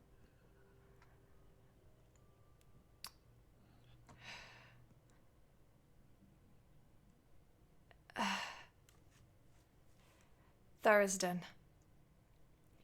He has gone mad. Yes, someone's supposed to be looking after that. They are talking about chaining him away forever. They say his contact with the shard of evil has damaged him beyond repair. My.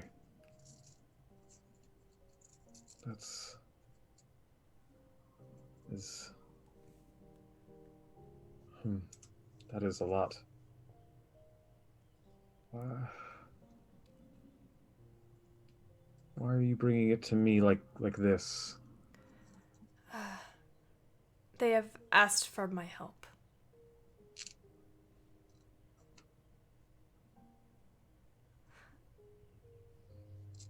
Well, what do you need from me?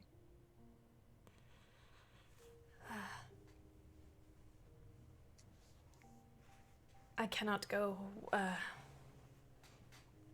on my own volition.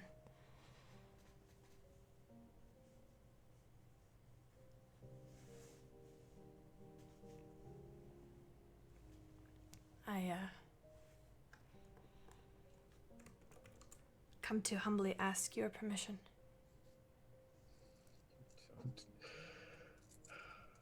I am a servant of a greater purpose. You don't. Why are you asking my permission? Ardenea, this is not. I would not think to order around a being as powerful as you. This is some form of madness. Very well. Forgive me. It is hard. Never mind. It is just a confusing and challenging time for us all. Yes, yes, it is. I am trying to carry out Tavaniel's orders. I have found a cleric of Sarenrae I am assisting. Or she found me. It's a little hazy on how exactly that came about, but well, I'm doing my part here. And I will do my part. I believe that's all Osiren ever asked of us. I believe so. It is my hope to do him the highest honor.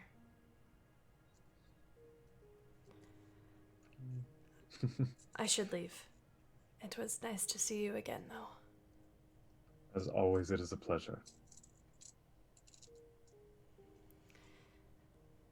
She will give you one last bow. And then turn, and as he steps away, or as she steps away, she sort of steps off of the edge of the cliff and fades away. One day she will realize how powerful she is. I just hope it doesn't make her cynical. I'll continue down the stairs.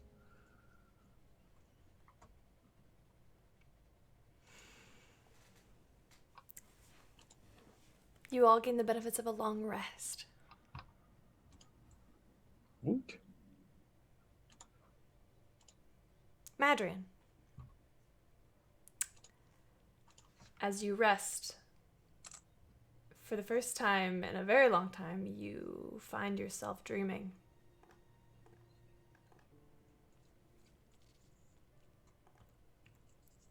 At first, you feel as though maybe it is a lingering nightmare from the event that just took place, because the first thing that you see are those teeth, the glimmer of light hitting darkness, the fangs.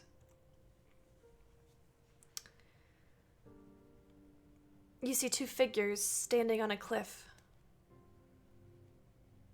both cloaked in a brilliant light.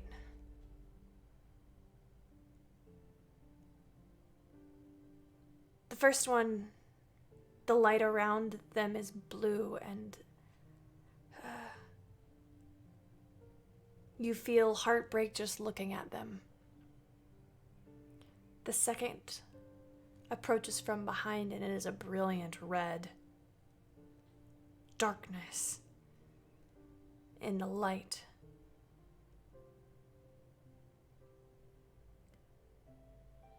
In this vision, you watch in slow motion as this red figure approaches and draws a blade and begins to walk towards the blue figure. You sense in this dream you have agency. I will try to stop him. You start running as fast as you can, but as we've all experienced, sometimes in dreams you don't quite run as fast as you want to. You feel something slowing you down, pulling you back. As you are desperately reaching for them, in slow motion, the red figure is continuing to draw the sword. The blue flame, this figure cloaked in light, doesn't seem to notice. Or if they do, they don't notice. I call out, "Behind you!" The blue figure turns and looks at the red figure, just in time for the the blade to pierce through his chest. The figures both fade away, and you wake up drenched in sweat.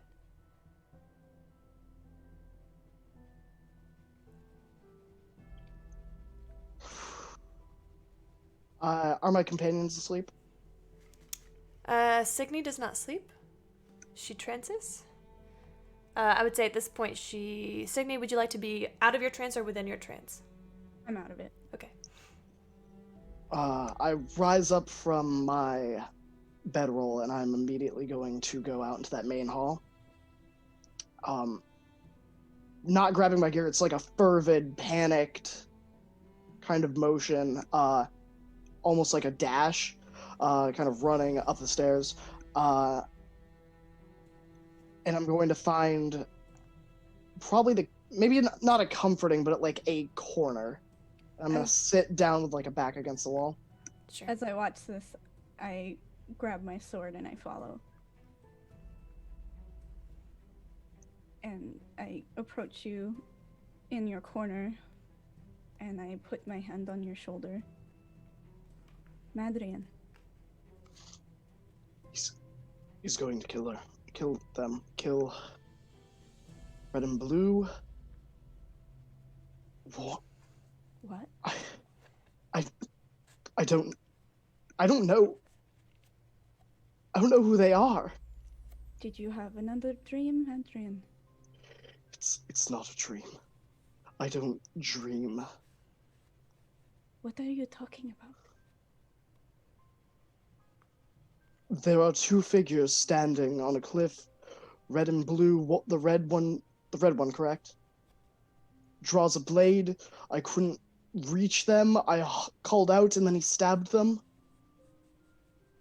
Do you know where this place is? Do I? Roll perception for me. Alright, let's see. That is a 24. Holy shit. I'm really good at perception. That's Holy good shit. things I'm good at. This area that you saw, it was bleak, gray.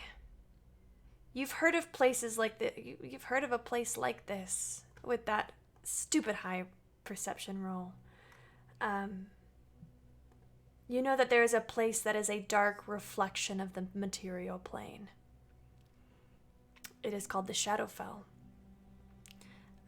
Something about the grimness of this area, about the way the cliffs are so jagged and sharp like razors, of the way there is a permeation of death and darkness and shadow. You would recognize that this is in the Shadowfell. They were in the Shadowfell? The Shadowfell. Shadowfell. Are you sure? I'm sure. They are in the Shadowfell. Okay. There were fangs. Yeah, fangs. At the beginning? At the end? Could it be Zahir? I don't know. Are they still alive? Well, probably not the one that gets stabbed. I'm going to bet.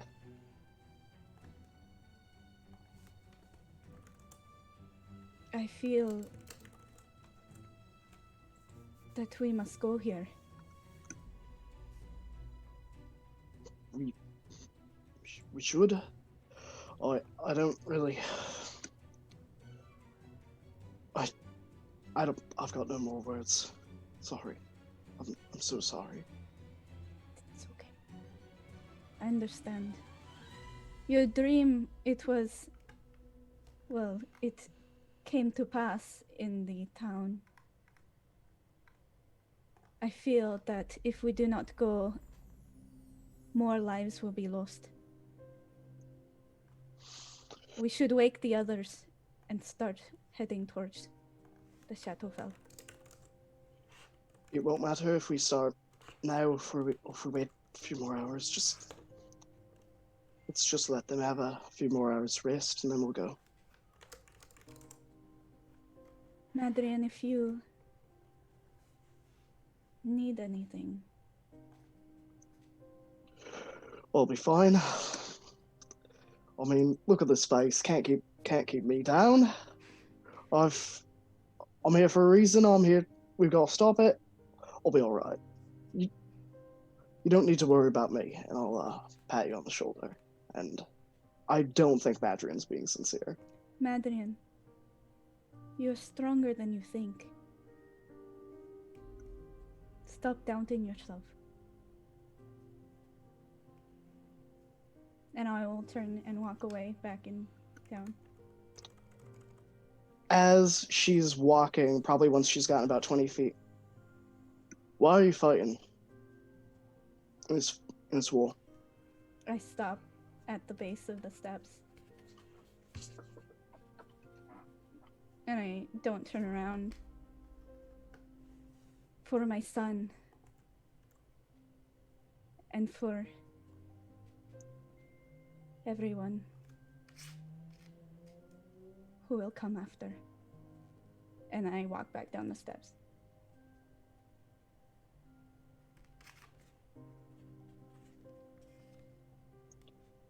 I'll take a short rest. I won't take a long rest. I'm not gonna go back down there. I'm gonna stay where I am Okay. until everyone else wakes up. Party, you gain the benefits of a long rest. Aravad and Ruby wake up. Signy and Madrian are both awake. Oh, I had the most pleasant dream. Oh, I was visited by some grand being. It's wonderful. Why do you look so tired, Madrian? Signy, you look concerned. Ruby, you look sleepy. What's going on? Did we get attacked? No, you would have woken us up. What? What's wrong? Madrian had another dream. Like a dream or a dream dream? A dream. Like a dream. Okay. Bad? Someone is going to die. That happens a lot. A god, maybe? That doesn't happen a lot. Betrayed by possibly another god? That happens sometimes. TM? Mm-hmm. Do I happen to know this? Was this what Madrian just said? It does sound similar to what you saw.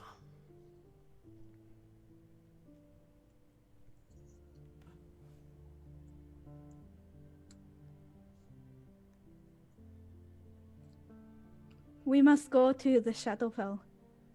Why the Shadowfell? Only one god lives there. What? No god lives there. No, right. He sort of goes in and out. He knows it, though. Which god do you speak of? He keeps to himself, but honestly, having a god of the passageways on our side would help. Aurum? Do I know this god? Make a religion check. Ooh, that's gonna be a 0, so let's hope that's at the 20. You have an advantage. That is a 1. I will do an advantage. Yeah. Advantage. Let's use Dax dice. Dax. 14. You know of Arum. Arum is a god of the dead. He holds sway over a broad spectrum of subjects. In fact, he has more. Basically, his domain is the cycle of life and all that it encompasses, which is massive.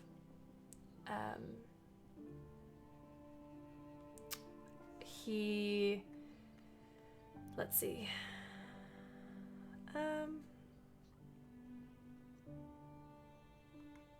Yeah. He is incredibly powerful, but very quiet. Keeps to himself.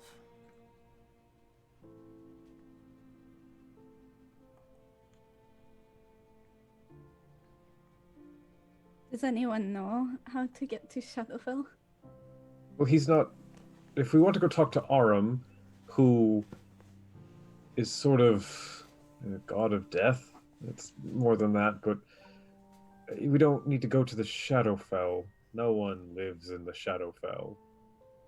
And if this is a dream, we're talking about something that's happening in your future, as I understand it. And it's in your future, not just the general future, yes? Can I check the tattoos I have on my arm of like all the dates? And I'll kind of motion to him. I'm not always able to make it to the events when they happen. Interesting. They still happen, just I can't stop them. Some events you can't stop, you can only really witness. Do you know how far off this was?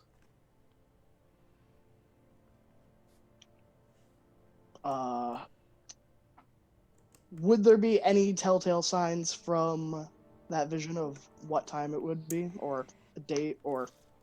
I tell you what. You can try to slip back into the vision. Oh no! Oracle curse! Oh boy. Oh man. Let's see, do I have any advantages or anything? You have one No. advantage. I'll use it with advantage then. Okay, why don't you go ahead and describe to me how your character is going to slip back into the vision. I think that he, in his pack, carries, like a small bag of, like, medicine that's, like, ground up herbs that kind of induce sleeping. And I think he kind of takes a pinch of it and just kind of looks at the rest of the party and goes, if I don't wake up, it's my pleasure. And just immediately... Wait, there's probably other... Oh, it's gone. I put my hand on Madrian's shoulder. Madrian, you call upon your connection to the weave. You find yourself immediately pulled back into that moment. Let's see. Don't Leona. Okay. Hey Vision, it's Leona. But as you slip back into it, you are going to try and get a sense of what of an interpretation. So go ahead and make a wisdom saving throw for me. I am glad I rolled with advantage. Me That too. is that is a I have a +3 to wisdom. Okay, that's a 22. Okay. So that's your check to see what much you can ascertain. You gather that this is several years in the future. 50, maybe even 100. It feels relevant right now. Actually, well, no, it wouldn't be more than 100. It would be about 50 years in the future, give or take. Maybe, yeah.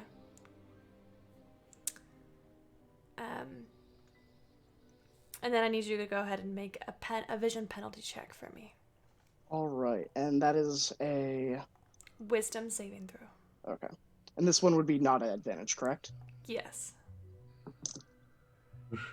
That is a 14. Okay. That's going to But be... but I could use a fate die, right? Yeah, you can use your fate die. I'll use a fate die. Okay, go ahead and reroll. Is that the first fate die? It's the first Yeah, fate that's- die. That's my Yep. only fate die. That is a 19. Okay, that's a success. Oh. Whew. That's gonna be fun. I'm gonna mark that down. Just so y'all know, whoever for y'all watching, all my players have 1 die that they can use as a free get out of jail card a free get out of jail free card. But if they use it, something major will happen to their character or their character's backstory, or something will happen. Okay. Has Madrian faced the penalty of his curse before? Ooh, that is a great question. I don't think so. I think that it's something innate that Madrian knows he can't do, like a line that he can't cross. Mm-hmm. And I don't think he necessarily knows what would happen if he failed. Okay. Or didn't do anything. I think he just knows something terrible will happen, so he tries to avoid it. All right. Perfect. You do not suffer a vision penalty this time. So, you come back out of your vision, same as you entered. Oh, thank whomever. I almost didn't make it. I'm glad you did. 50 years. 50 years. Okay. Well, the Shadowfell's time, as best I understand it, doesn't move differently than here. Well, it's pertinent now. That's a big word. I don't know how I know that. You said you thought they were gods. Why? What exactly did you see? There was a figure that was red, it was like a sun, right? They were both like suns. They were both like suns. One was blue, one was red. One had a flaming sword. That sounds like Paylor. If it sounds like anyone. The red one had a flaming sword?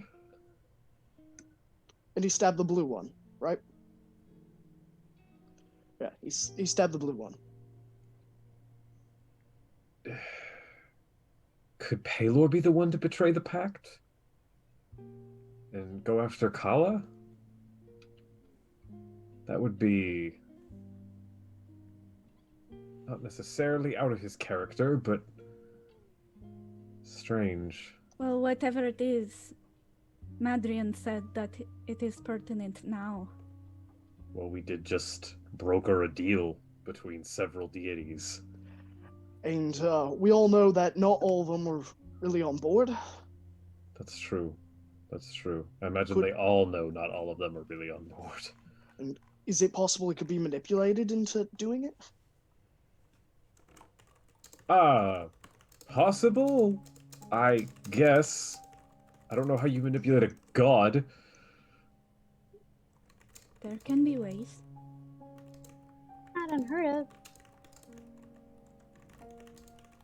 Are we sure that it was Kala and Zahir though, and Paylor? Are we? Did you see their faces? You said there was red and blue. How do we know that that's them? No. I did see the one face because you said they turned around when they got stabbed, correct? You don't see they're like cloaked in light. Oh, okay. Yes.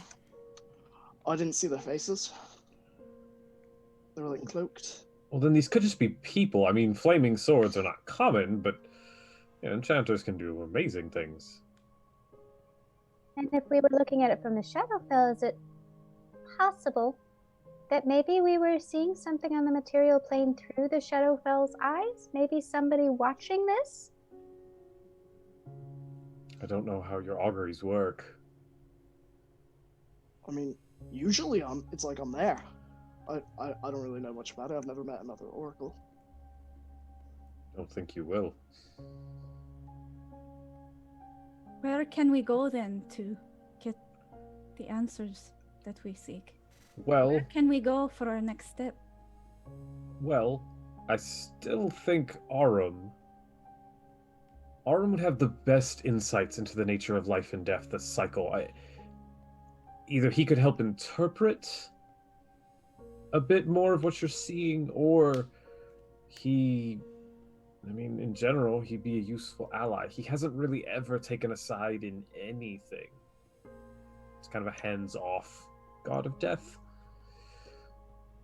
But he is one that is neutral. Not the only option, but I think right now, given your vision and where we are, I don't know. What do you all think? I think whoever's going to get us the best results. And if we have as much a shot as any with Orem as any of the others, I say why not? I agree. I'm really not a thinker. I usually, when I have a vision, I usually send my wife, and I'm like, hey, this happened. Because, she, works at, a university or, a study or something. Lots of those, square things with scribbles. Books? Books, yes. Oh, Lord. I haven't seen one in a while. I'll Your pull wife out, a sounds journal lovely. and be like, this? Yeah, fuck that. Oh, I like to call them scribble scrabbles. dear God. Okay, Ayun is not a deity we will be going to talk to. I don't. Lord. Okay, well, if Aurum is the next step, then I think that's where we should go.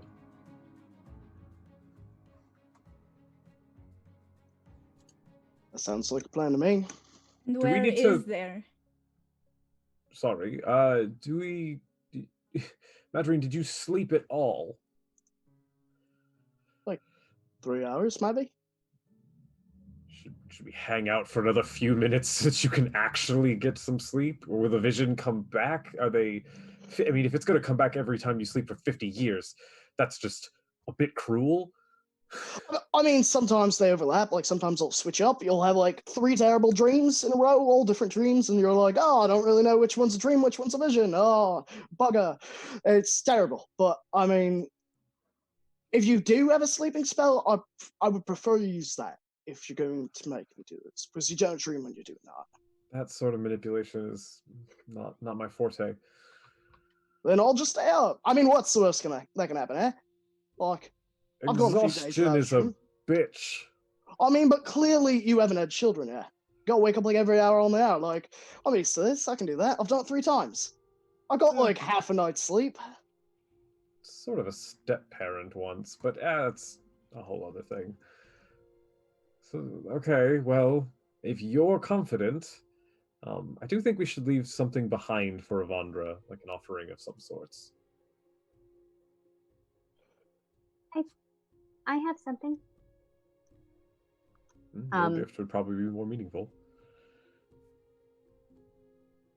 I will walk up the stairs next to the fountain. Unless there is an actual altar somewhere. No? Okay. So I'll walk up to the fountain and I'm going to dig into my knapsack. And I'm going to pull out a ragged packet. Ragged leather. I'm going to untie it. And inside this packet is a set of thieves' tools. And I will take one of the lockpicks and set it on the fountain and say, Avandra, I'm going to offer you this, a tool of chance for the Changebringer. We appreciate you giving us this chance and allowing us to stay here tonight. Or last night. I hope that we can be worthy of all of your blessings. And I will pack my packet back up and put it back in the knapsack.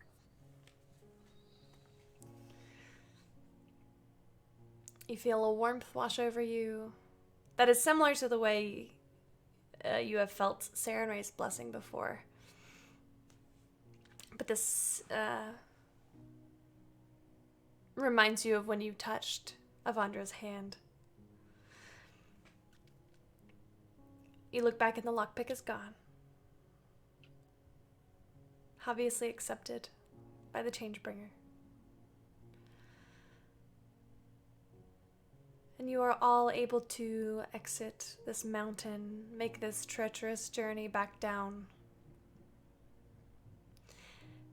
and make your way towards your next location. Does anybody have anything final to say before we end today's session? As we're walking down the mountain, I turn back and look and say, I hope to meet you again someday. I think that would be nice. I keep on walking. I'll send my wife. Okay. Hey, it's me, Madrin. I met a few gods today.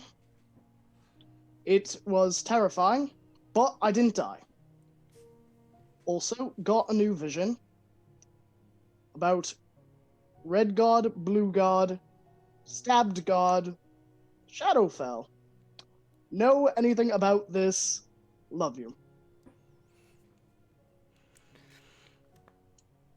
One god, two god, red god, blue god. 3 god more. Oh my gosh. We will give your wife time to reply between today and next week. Please join us next week for, excuse me. Sorry, still early. For session 3, I'm going to tell y'all that we are going to be having a guest next week. It's going to be very good.